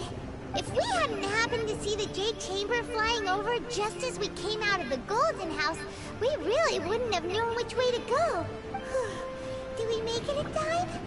Is the Overlord of the Vortex still in the sea? It hasn't destroyed Liyue yet, has it? Paimon, stop asking such obvious questions. What are you doing here? Huh? Hold on. It's the Adepti. What are you doing on the Jade Chamber? Paimon thought you were arguing with the Qixing. Is the fighting over? Faced with a calamity of such magnitude, we have agreed to put our differences aside for now and unite against this common enemy. Oh, Paimon gets it. So how do you plan to defend Liyue? I wish the main character would talk. It sucks that Paimon's doing all the talking for us. Just seeing this Overlord of the Vortex guy puts a pit in Paimon's tummy, even from all the way out here. It's not just you. We've got new Millilith recruits who can't even stand at attention without shaking. The force of an ancient god's presence seems to be too much for ordinary people to handle. Which is why we must stop that monster before it gets any closer to Liyue Harbor. So the Archon War was fought 2,000 years ago against enemies like that thing? Now that's scary. So will the power of the Chising, Lilith, and Adepti gathered here be enough to stop that god? We've already discussed this together, and our conclusion is... not necessarily. What? But all of you were supposed to be the guardians of Lilith. Can't you think of something? One certainly could. Huh? The Chising did once research the matter of the Guizhong Ballista when it piqued their fancy. And as fate would have it, one who did craft the Guizhong Ballista with one's own hands is here. For what could you mortals ever learn of Adepti mechanisms? Yet, it would take one, but a little tinkering to turn this ballista into an engine of war beyond your wildest thoughts. I suppose this is one blessing from the Adepti that we should be thankful for. So be it.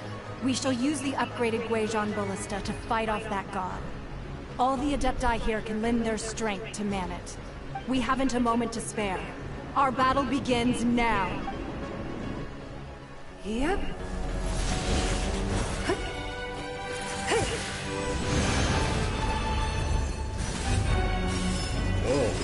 Oh, that's cool. Oh, she's making a platform for us?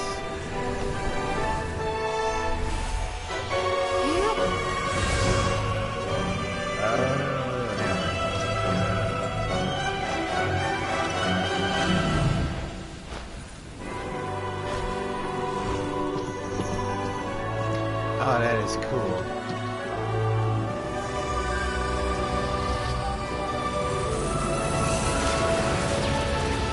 Oh, man, that's awesome. Fatui! They're attacking the Guizhong Ballista!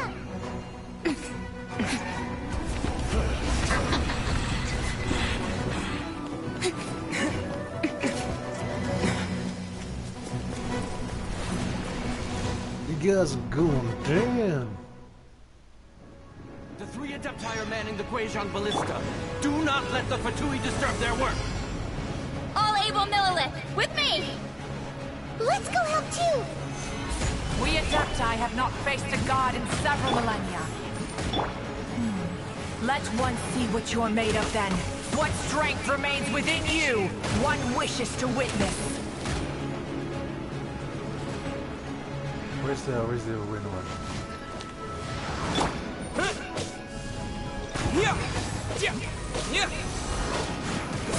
You can't run!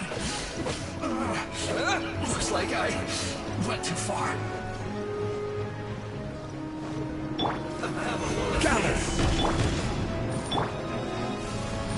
Terra Smash! To dust! This was well done. You need a hurry. You need a hurry up. Unfortunate flaws.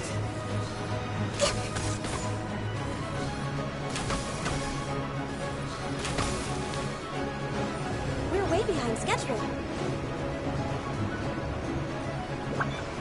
Where's the next enemy?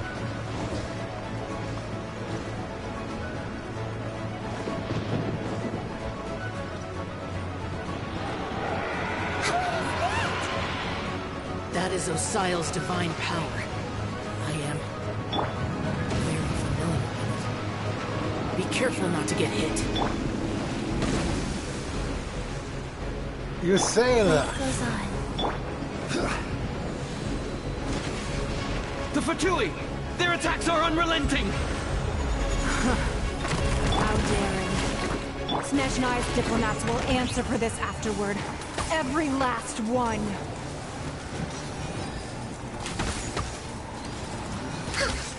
Let's not waste time.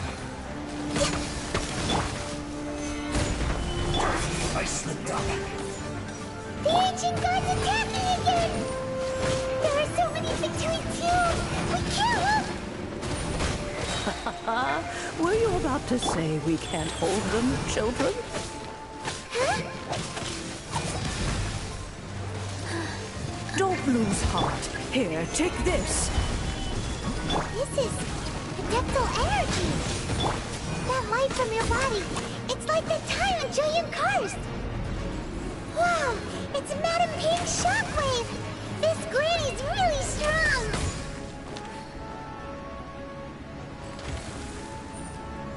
Flash Frost. Next on the agenda. Gather! Yeah! Can't run! Well, looks like I went too far.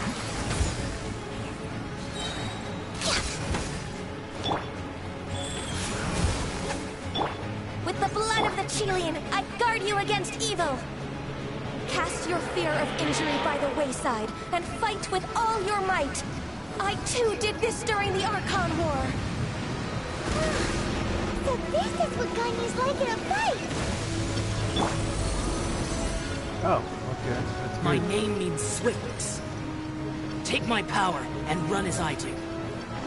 We're going too fast. Come on, shut up.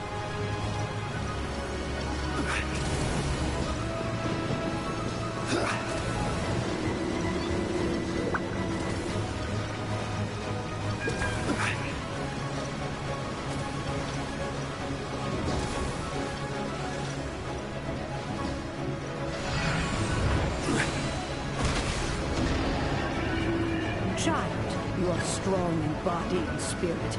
Perhaps you can withstand 3 forms of adeptal energy at once. This will hurt a little. Please bear with us. Once you've adapted, try to use them in battle.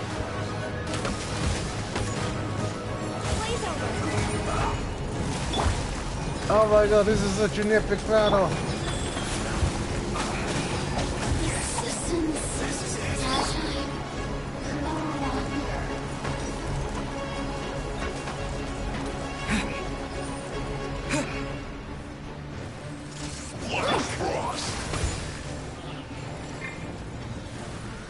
Over here. This is order.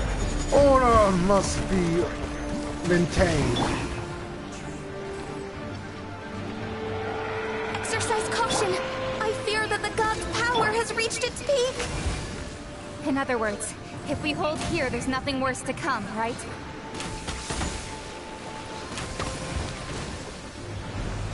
We're way behind schedule. Blaze over. No touching.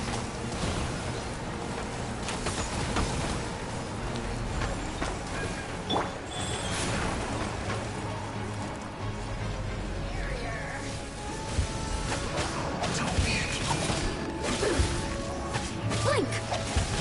Yeah.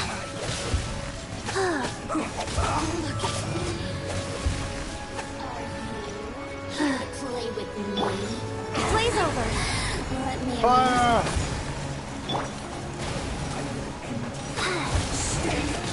Like, faster? Okay, faster. We are running. The Fatui's numbers are thinning! Fight on, comrades! Once we finish this lot off, the Adepti will be able to deal with the god in peace! Dust!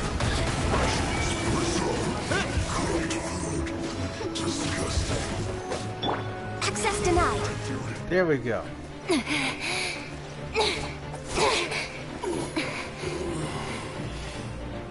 The interlopers are no more. Now we may commit ourselves fully. Oh, the lion sword is Kichin's sword. Oh my god, that was awesome.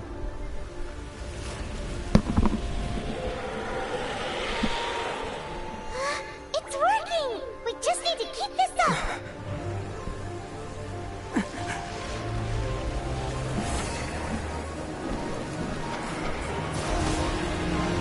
Oh my god.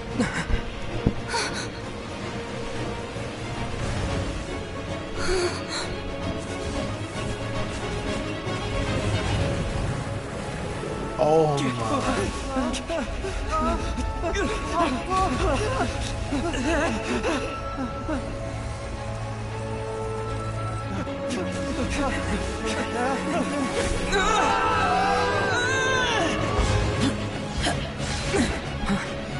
Sean! Oh, we lost a good amount of men there. Be careful now. The Guizhong Ballista is destroyed. Without its covering fire, retaliation shall be difficult. But the Jade Chamber is our last line of defense. We can't give another inch, no matter what. I have another idea. What do you mean, Lady Ningguang? I'll sacrifice the Jade Chamber. Wait, what? What is the meaning of this? She's willing to sacrifice it? I understand. Traveler, lend me a hand. Farewell, old friend. Goodbye for now. Let us meet again in the future. Yes! That is so awesome!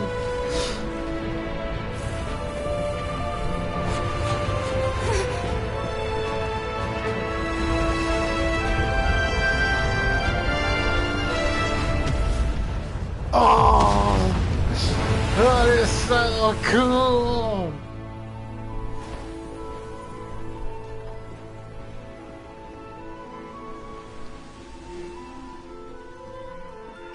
That was amazing.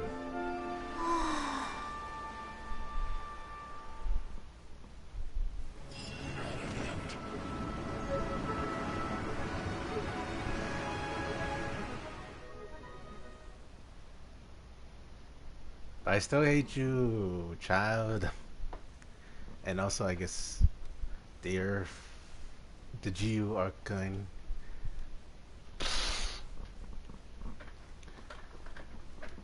I know he's alive. He's on my team. Oh my god, that was so cool though. Amazing. Definitely better than the Moscow arc.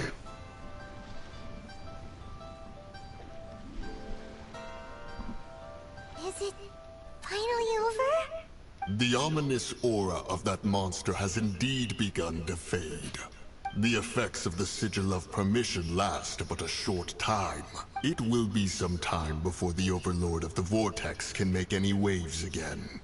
We are indebted to you for your assistance. If the Adepti hadn't happened to be here, the future of Liyue Harbor would surely have been in great jeopardy. Save your flattery. We didn't just happen to be here. Surely you won't pretend to have forgotten the reason for which we came. Come now. There's no need for such harsh words, Cloud Retainer. I've heard that when Ningguang began learning to do business, she had already started setting aside part of her then limited income in preparation for building the Jade Chamber. At first, it was only the size of a small room, but with continued expansion, it has become the palace that lies before you now. It is a testament to Ningguang's entire life, both as a businesswoman and as the backbone of the Liyue Qixing. Seeing the Jade Chamber destroyed in the defense of Liyue means much to her. To me, such cooperation and sacrifice deserves at least some recognition, don't you agree? Well, I was really hoping you would say that such sacrifice could at least be used as some leverage in our negotiations. Thank you all for hearing me out. We know very well why the Adepti came here today. But please forgive us. We cannot yield to your wishes. Oh? 3,700 years. According to our records, the Adepti signed a contract with Rex Lapis to protect Liyue 3,700 years ago. Even to this very day, Liyue and its lands have stood the test of time, immovable as stone, just as it was thousands of years before. This is truly no small feat. But that does not mean that the Liyue of today is the same city as it was all those years ago. Do not merely cast your protective gaze upon the land. Instead, focus your sights on our city and each of the citizens that dwell within it. Are you questioning our means of protecting Liyue? I mean no offense. I simply hope that our Adepti forebears would see Liyue in a new light. Forebearers, you say? One doubts you would be fit to be part of such a lineage. This morning, Rex Lapis appeared to me in a dream. What? In the dream, I yearned to tell him that we Qixing, though mortal, are equally bound to the contract. Each passing generation of the Qixing leaves many things of value to be inherited by the next generation. I also thought to tell him how the past generations of Qixing had strove under his rule to survive in our mortal world, establishing a network of contracts which has since come to be known as trade. But I dared not speak. I could only gaze at him in silence until the moment I awoke. Oh, Ningguang. Yet another perspective. What are you trying to say, Outlander?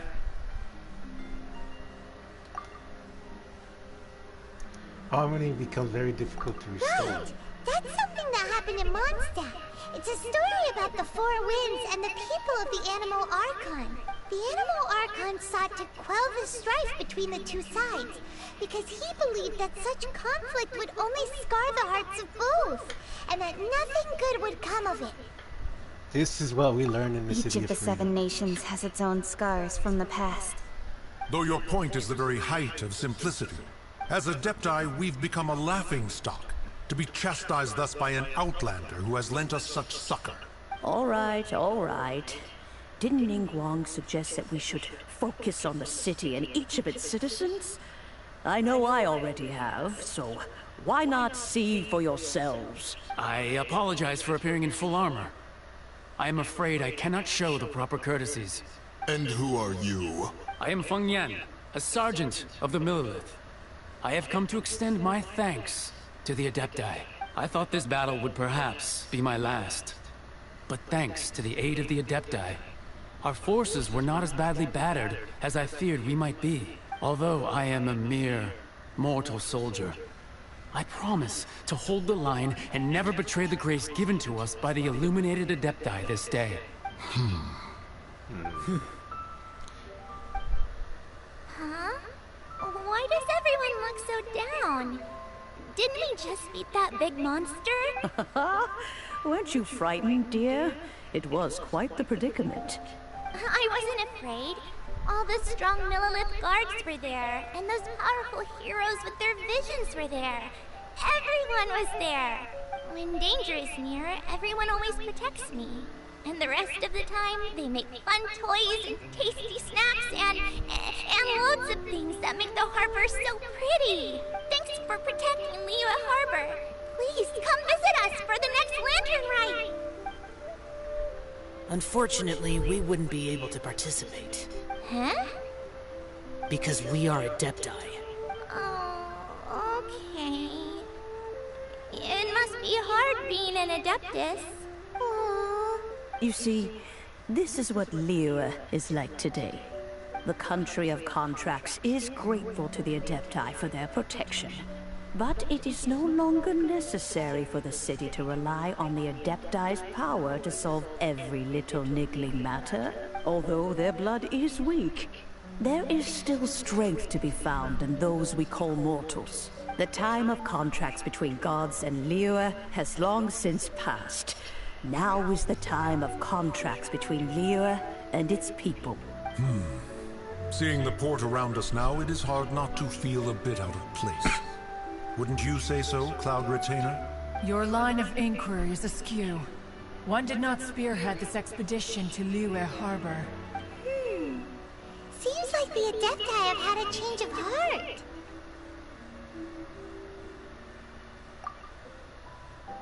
Let us return now. Eager to leave, Conqueror of Demons. Yes, one understands what the Conqueror of Demons means. The city of Liyue has changed much after our long separation. One fears that by the time one finally grasps the new contracts of Liyue, you humans would have once again changed the place beyond recognition. Fair enough. Away we shall, and return whence we came.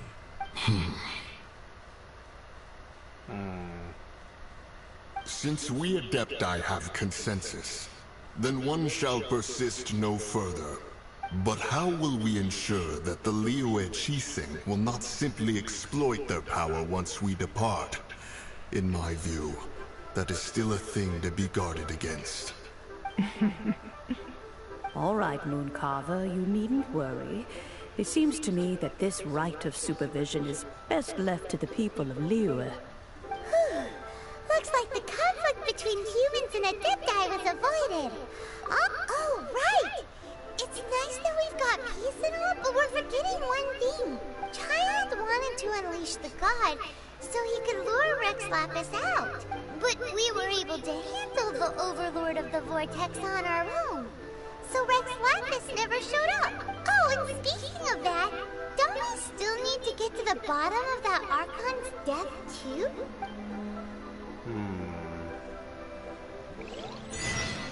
Paimon doesn't get it.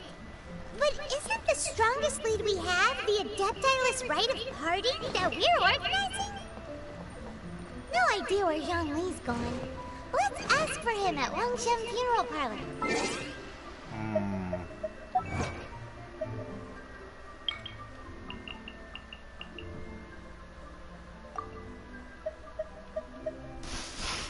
A punishment.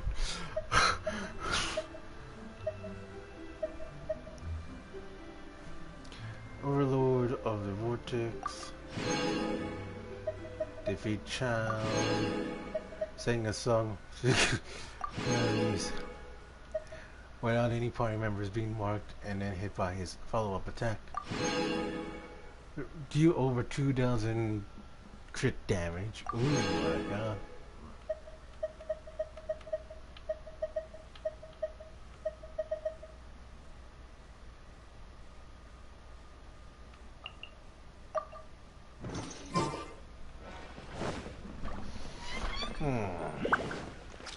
Oh my god, but that was so awesome though. That was... Next on the agenda.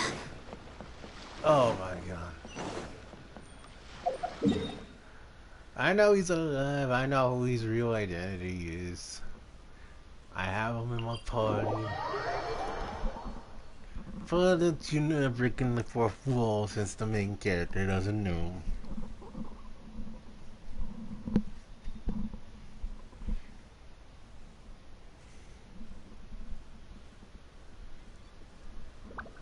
He's lucky I like his fighting style, otherwise I would never use him.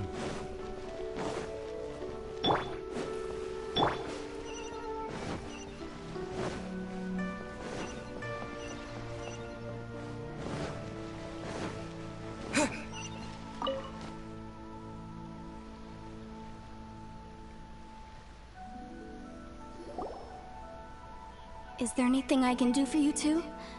I'm afraid that Wangshen Funeral Parlor isn't in the best state to receive guests. We've come to see Zhongli. Could you please tell him we're here? Unfortunately, Zhongli isn't here at the moment. It seems he went to Northland Bank. Doesn't the Northland Bank belong to the Fatui? Yeah. Last time we saw Zhongli was before we went to the Golden House. Do you think he doesn't know about the attack on Liyue? Visiting the Fatui at a time like this could only mean more trouble. We had better go and make sure that everything is okay. Or it could mean he's working with the Rich Fatui, you know, since they have a contract. I know he is. That's come back.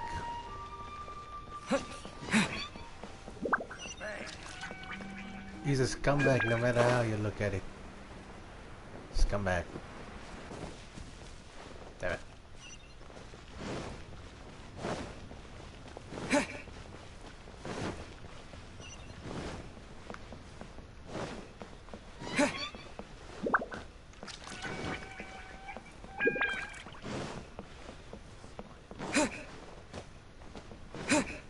What should I put in my letter?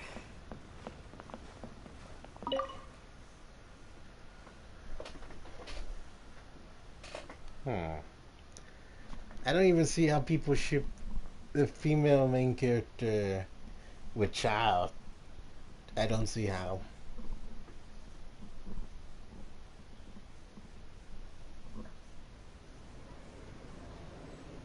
You call this cooperation between Harbingers?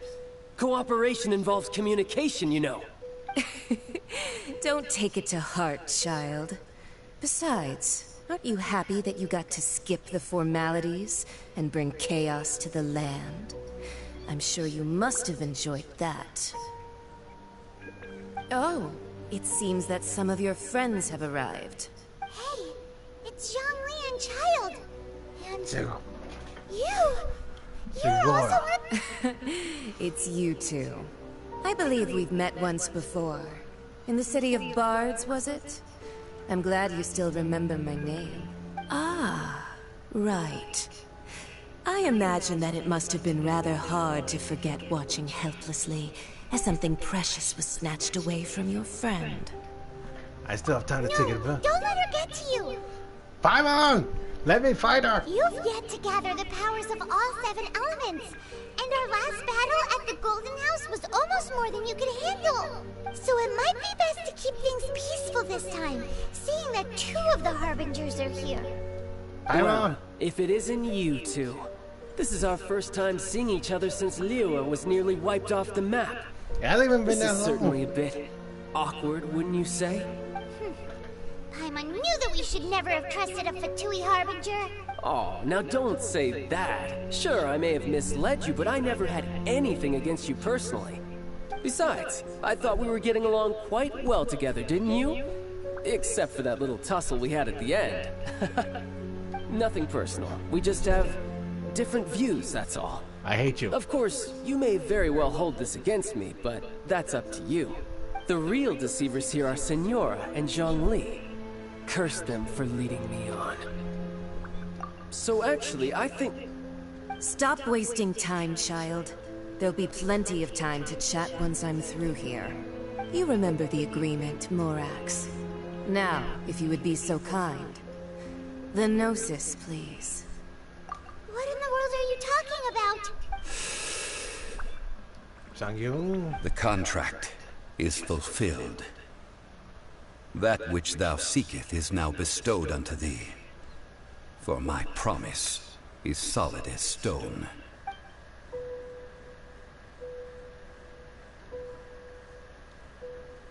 I hate you as well. How sanctimonious.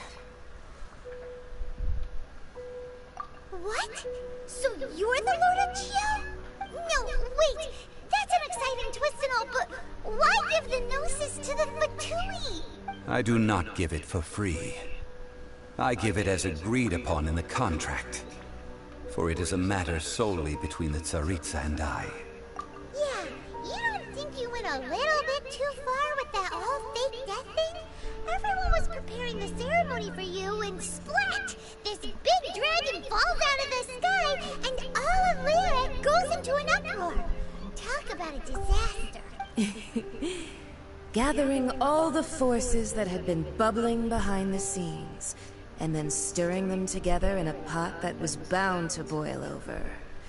That's what he wanted to see, am I right? Wait, what? Perhaps it's best that I explain. As you know, I've dwelt upon this world for more than 6,000 years. I witnessed the founding of Liyue, together with the Adepti 3,700 years ago.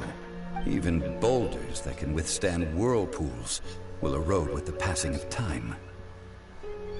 I kept convincing myself that cracks had not begun to form, and that the end of my time had not yet come, until one drizzly day. As I was strolling along the harbor, I heard a merchant tell one of his workers, "You finished your duties. Go ahead and call it a day." I stood motionless among the crowds, asking myself, have I already finished my duties? I would say no in my opinion. Oh, Zhongli. Paimon! You should be angry with him. Angry. I hate him. As I began to consider relinquishing my divine role, I soon discovered that many reasons still remained to not hastily depart. Was Liyue, the city I had dwelt in for so long, already prepared to enter its next age? I decided that a test was needed in order to reveal the answer, so I feigned my own death, and gathered the cast of Child, the Adepti, and the Liyue Qixing to play their roles together on the stage that was Liyue. That's right, which is why I continued to safeguard the Gnosis until now. So you mean that if the chaos ever reached the point of no return, you would simply appear and use your divine powers to bring Liyue back under control? Of course, and it would have been all too easy for him too. Just as a child quickly matures after losing their parents, so has Liyue matured when faced with the death of its deity. I was pleasantly surprised with the finale of the show that you all put on. Why, you even deserved an encore. The Adepti deserve the greatest applause, considering their years of seclusion. They hardly recognized the city, yet faced with such a crisis, they exerted the greatest amount of restraint. Not only did they manage to cooperate with the Qixing, but in the end, they even tried to understand the heart of the people. And hats off to the emissary dispatched by the Cryo-Archon to fulfill our contract, Signora. She managed to keep everything she knew in strict confidence, far from the eavesdropping ears of her colleague Child, just as I had requested. All the while, I carried on as Zhongli, and fulfilled the traditions of Liyue in this mortal form. Thank you for walking that path with me, Traveler. These things were all a part of my script. The only unforeseen plot twist was the conduct of the Liyue Qixing. I had expected them to do no more than the Adepti, to come to the defense of Liyue. But when all was said and done, they seized the opportunity to supplant Liyue as divine protectors, and used the subsequent power vacuum left by my death to quickly gain complete control of Liyue. Huh?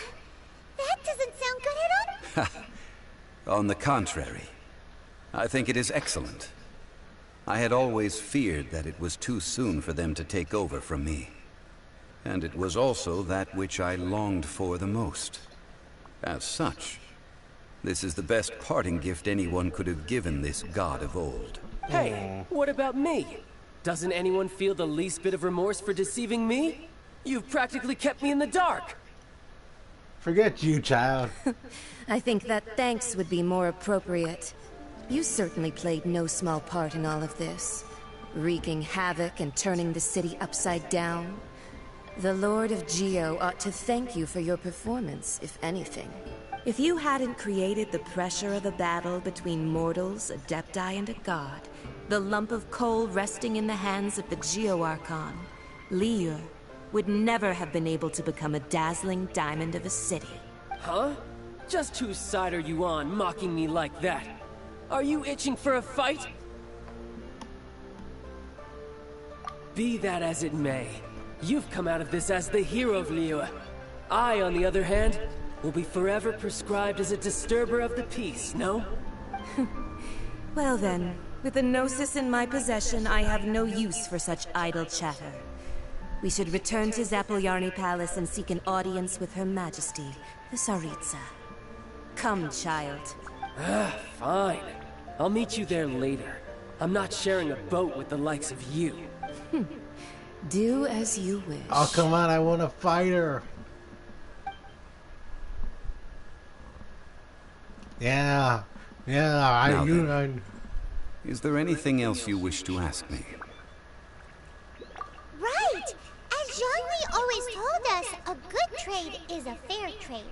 Paimon has no idea what could be a good trade for a Gnosis. Realistically speaking, there is no such thing. Huh? However, I am the god of contracts. For thousands of years, I have made countless contracts. If the deal was of no benefit, then I certainly would not be inclined to agree to it. My agreement with the Cryo-Archon will be the last of my contracts as the Geo-Archon. My contract to end all contracts. As for the bargaining chip that the Tsaritsa used to balance the scales, uncover that answer for yourself in your future journeys. I don't like it. At least give me an explanation. I wish the character had an angry face for him too. Paimon can't absorb so much information at once. So Zhongli, what sort of contract did you sign with the Cryo Archon? Paimon's so curious. One of the clauses of our contract was not to divulge any of its contents. Ugh, you're so petty.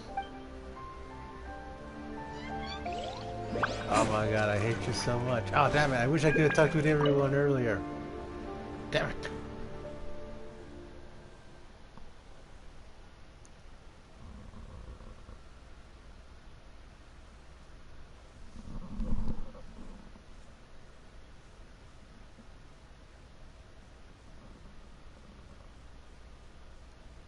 Still, I hate both those characters. Personality-wise. I mean, story-wise, I hate them right now. Child, Sonora, and, well, technically 3. I hate those 3 characters.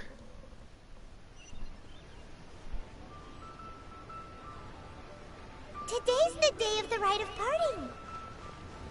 Although the star of the show is fake, we spent so much time trying to organize it, it would be a real shame not to go there now.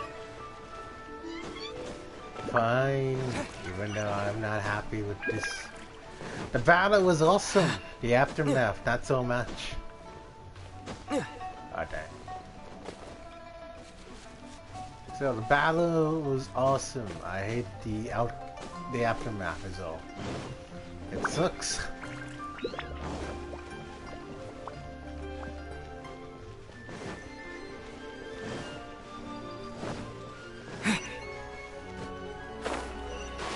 Oh man, I almost killed myself.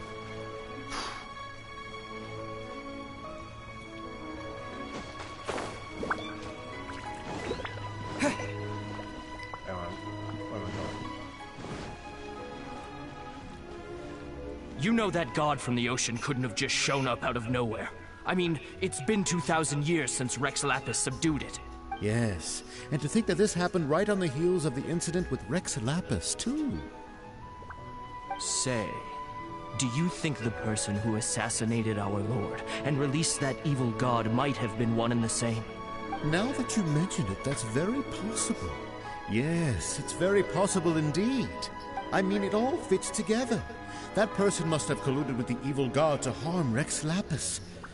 Oh, that wicked, black-hearted scoundrel. I'll be fine if Child gets blamed for this. Still, what sort of supernatural prowess must this person possess to be able to do such things? I have never heard of such a person in all my years. Ah, forget it. Guessing's no use to us. Look, the Millilith over there looks like he's about to make an announcement. Let's hear what the Ministry of Civil Affairs has to say first.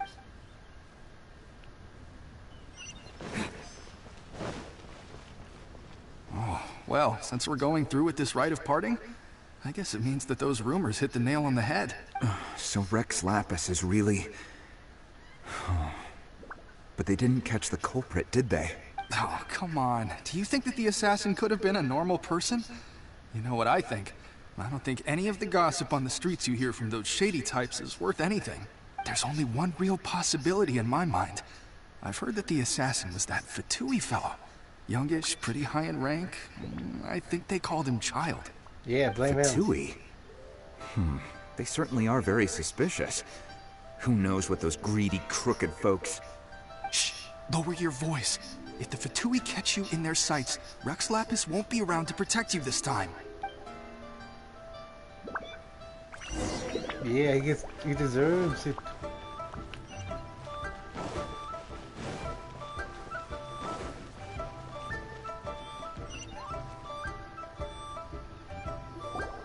Hear ye all! The Qixing's words. Though a dragon soars ageless as the mountains, it too must return to dust. This is called gods and Adepti live glorious lives, but both light and shadow have their season. So too must they face divinely appointed trials.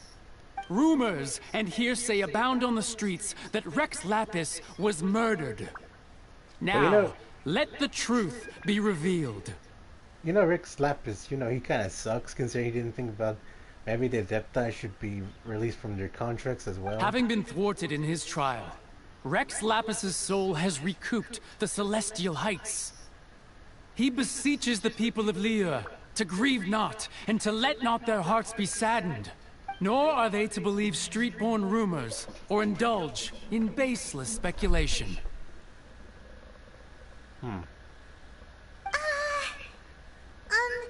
Diamond needs a translation on what the Qixing's announcement said.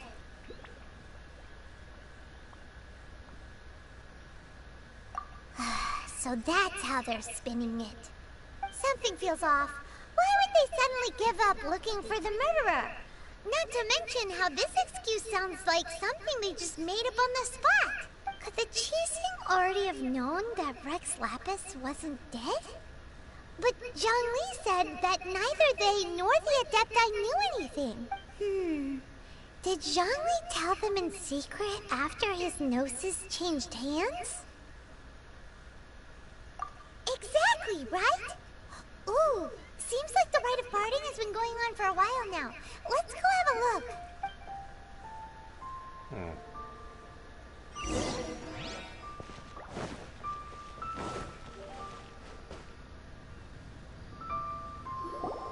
Look, it's Ningguang and Keqing. Are they saying something? Are their speeches over? Don't forget about Ganyu, Paimon. As said previously, Rex Lapis's soul returning to the heavens is the end of the contract. And it is also the end of an era. 3,700 years of contracts burnt and reduced to ash. We, the people of Liyue, were indeed prosperous. But blinded by our prosperity, we forgot that time can be pitiless.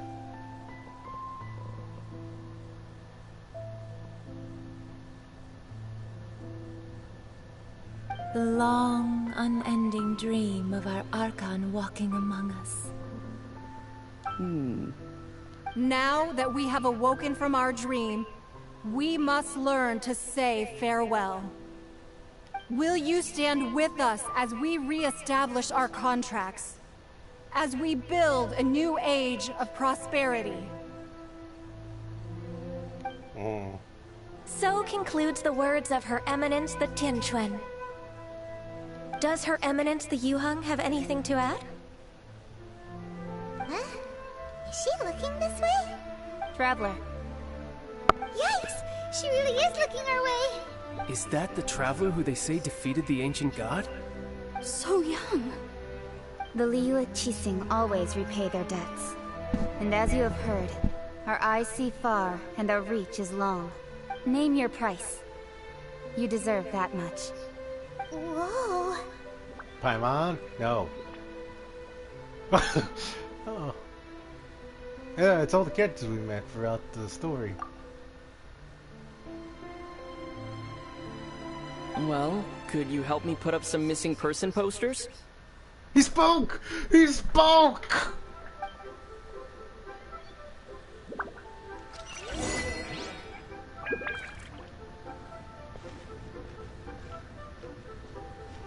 Oh my god, he spoke. I love it. I love it. The cleanup of the premises, managing the crowds as they exit, making an account of the rite? There's much that remains to be done. I didn't miss anything, did I? Roping you in was possibly the most masterful move we could have made. I believe that future generations will say so too when our deeds come up for their review.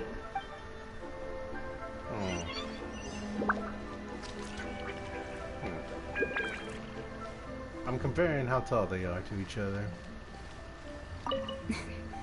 Why you?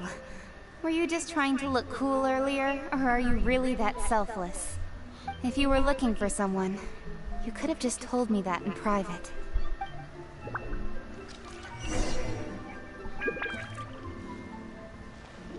I know you're on here, you tricky As for the mortals and Adepti of Liyue, what shape shall our relationship take from now on?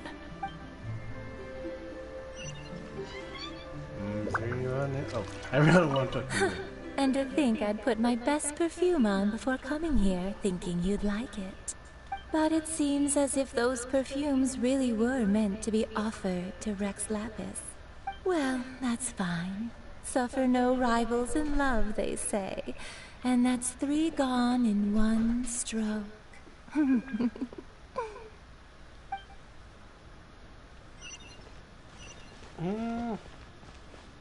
There you are. Oh, didn't mean to fall in. I wanted to hit you with it. Hey, Zhongli! Look at this. Everyone in Liyue is caught up in their emotions, thinking that they'll never see Rex Lapis again. And here you are looking all relaxed. Why would I not feel more at ease after laying down the burden I have borne for 3,700 years? Right. If the two of you can spare the time, I should treat you to a meal at the Xinyue kiosk. Ha! That sounds like big talk, Zhongli. Paimon might have believed you if you were treating us to some 3rd round knockout, but you'd have to pay out your nose just to stand inside Xinyue kiosk. Are you sure you can afford it? You're right. I do like the Mora. As the Rex Lapis Morax, I can easily create Mora. But since I have chosen to walk this earth as the mortal Zhongli, I should abide by the same rules that mortals do. When I was journeying with you, though I still had the Gnosis in hand, I knew that I must soon retire from my role as an Archon. So I had to rehearse a little for my new life. Oh, no wonder. Paimon gets it now. You didn't look at the price tags when we were spending because you've never had to. But since you weren't used to not being able to just make more Mora as and when you wanted to, you had to try becoming a parasite to society who lives off of other people's credit. Well, we were only spending Fatui money. You don't have to say it like that. In the City of Commerce, we do not merely exchange money or goods. We also exchange knowledge, memories, and foresight, as well as positions, roles, and lives. The Archon Morax could never experience life as the true mortal Zhongli could, no matter how many times he descended to be with his people. I must thank you for that. I will treasure the memories that I made as Zhongli, traveling the streets of Liyue with you. That is true. But there is no journey that does not end. No meetings without partings. Paimon thinks that we should make a move and continue our search for the 7. I fear that continuing your journey may be difficult. The nation that neighbors Liyue by sea, Inazuma, is presently closed. The Electro-Archon Ball. And just as the people of Liyue preferred to call me Rex Lapis, she too goes by another name among locals in Inazuma. Paimon thinks we've heard that one before. Raiden? That is the case. And since Raiden is also the Shogun of the Inazuma Bakufu, people call her the Raiden Shogun. That said, though people at the wharf were saying that the situation in Inazuma is very tense, Paimon doesn't remember that always being the case. It wasn't that bad last year. Zhongli, since you're Rex Lapis, shouldn't you know something about what's happening there? Just how did Inazuma become a closed nation? It's because of visions. Visions? When faced with circumstances beyond their control, humans often bemoan their lack of power. But if a person shows true strength of will at a desperate and fateful moment in their life, the gods will look upon them with favor. This is what visions are. Magical foci bestowed upon those who have been acknowledged by the gods. Uh-huh. That's how people in Tibet see it. But starting from last year, the Raiden Shogun began promulgating the Vision Hunt Decree. Vision Hunt Decree? Yes. It was an order to seize all visions within Inazuma's borders, and to inlay them upon the hands of a statue of the thousand-armed, hundred-eyed god. They want to seize visions. But why? Aren't visions blessings from the gods? I should think that in the Raiden Shogun's eyes, it is precisely because they are divine blessings that they should be under the sole dominion of divinity. Whoa, that's harsh. The Anemo Archon is the god of freedom, and the Geo Archon is the god of contracts. For her part, the Raiden Shogun is the god of eternity. It seems as though she has finally decided to eliminate any unstable elements that could pose a threat to her eternal realm. The fact that even I, the oldest of the seven, have now passed away, will only strengthen her resolve to pursue eternity. Knowing her, she must have again quoted that adage she is most fond of when proclaiming that decree to her people. 7 ideals for 7 gods, and of these, eternity is nearest unto heaven. All right then. Was there anything else you wished to know? Yeah, about that. Before the Qixing made their announcement, we listened to a lot of people talking on the way. Most of them put the blame for everything on Child. These are indeed false accusations. But it remains undeniably true that Child did send people to the Jade Chamber to prevent the Adepti and the Qixing from defeating the ancient god. I've heard that Ningguang is busy milking that for all it's worth on the foreign relations front at the moment, browbeating the envoys of the Fatui. Ha! Those poor Snezhnayan diplomats. If it were not for Child's exalted position as a harbinger, I'm certain that they would have shifted all the blame to him and called for his dismissal by now. All right then.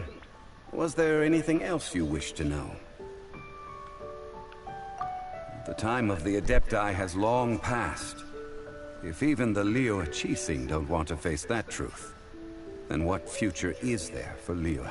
Well, release them from their contracts then, you jerk. Kuching is absolutely right in saying this. Now, though I did laud Ningguang's desire for power, believing this to be a good thing, and thought as a matter of course that she must have been behind the Qixing's plan to take governing power over Liyue from the hands of the gods and Adepti. Could the original person who brought up the idea of seizing power have been... All right then. Was there anything else you wished? Ah, that was a good one. Failing a divine trial. How they came up with that excuse, I will never know. That said, the reason why the Qixing were so eager to resolve the incident and stop pursuing the culprit was indeed because they received news in secret that Rex Lapis was not dead. I hinted as much to the Adepti as well. How did I accomplish that, you ask? Have you ever heard of this particularly convenient Adepti art known as gifting dreams and visions? All right then. Was there anything else you wished to know? That's right. Zhongli, now that you don't have your gnosis, what's going to happen to all the Mora in Tibet? Since Morax is dead, are they all just gonna disappear? Also, isn't the Golden House the only mint in the entire continent? Will it even continue to work? The Mora present now will not vanish. But the Golden House will indeed have to cease operations for a lengthy period of time, since creating Mora requires the use of the Geo Archon's power. This is terrible! We're all about to run out of Mora! The world is coming to an end! Come on, shut up. Yes, this is indeed a major issue from a financial standpoint. Well, I suppose we'll just leave such troublesome matters to the Liyue Qixing to debate. Changyun, Then, did you at least set some private funds aside for yourself? Oh, a private fund. This does seem like a good, logical, common-sense idea. It's a shame. You're an idiot. What's a shame? It's a shame that I didn't think of it at the time. You're a moron. All right then. Was there anything else you wished to know? I hate you. Well then, I suppose you'll have to find a way to get inside this closed nation. Have patience. I suspect that some serendipity must first come into play. I hate you so much.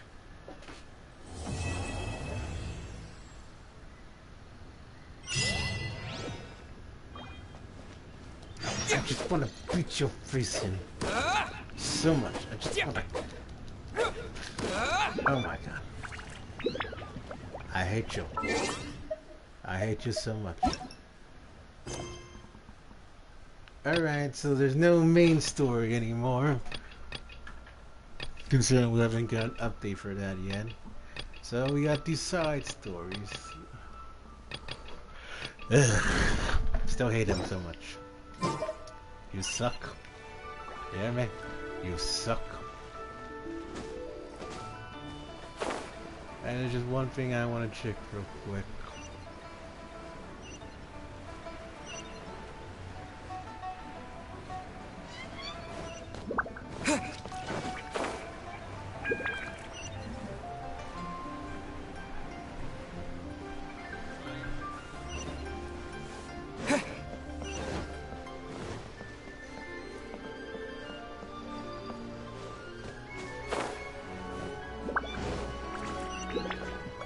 Not only is he selfish, but he's an idiot.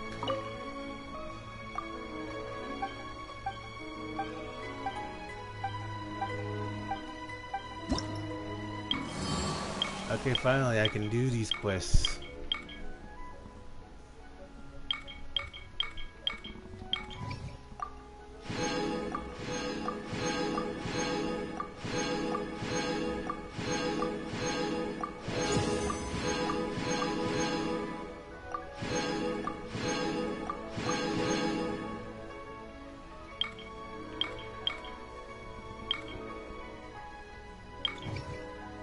Oh, so I can only do weekly quests from... Ah.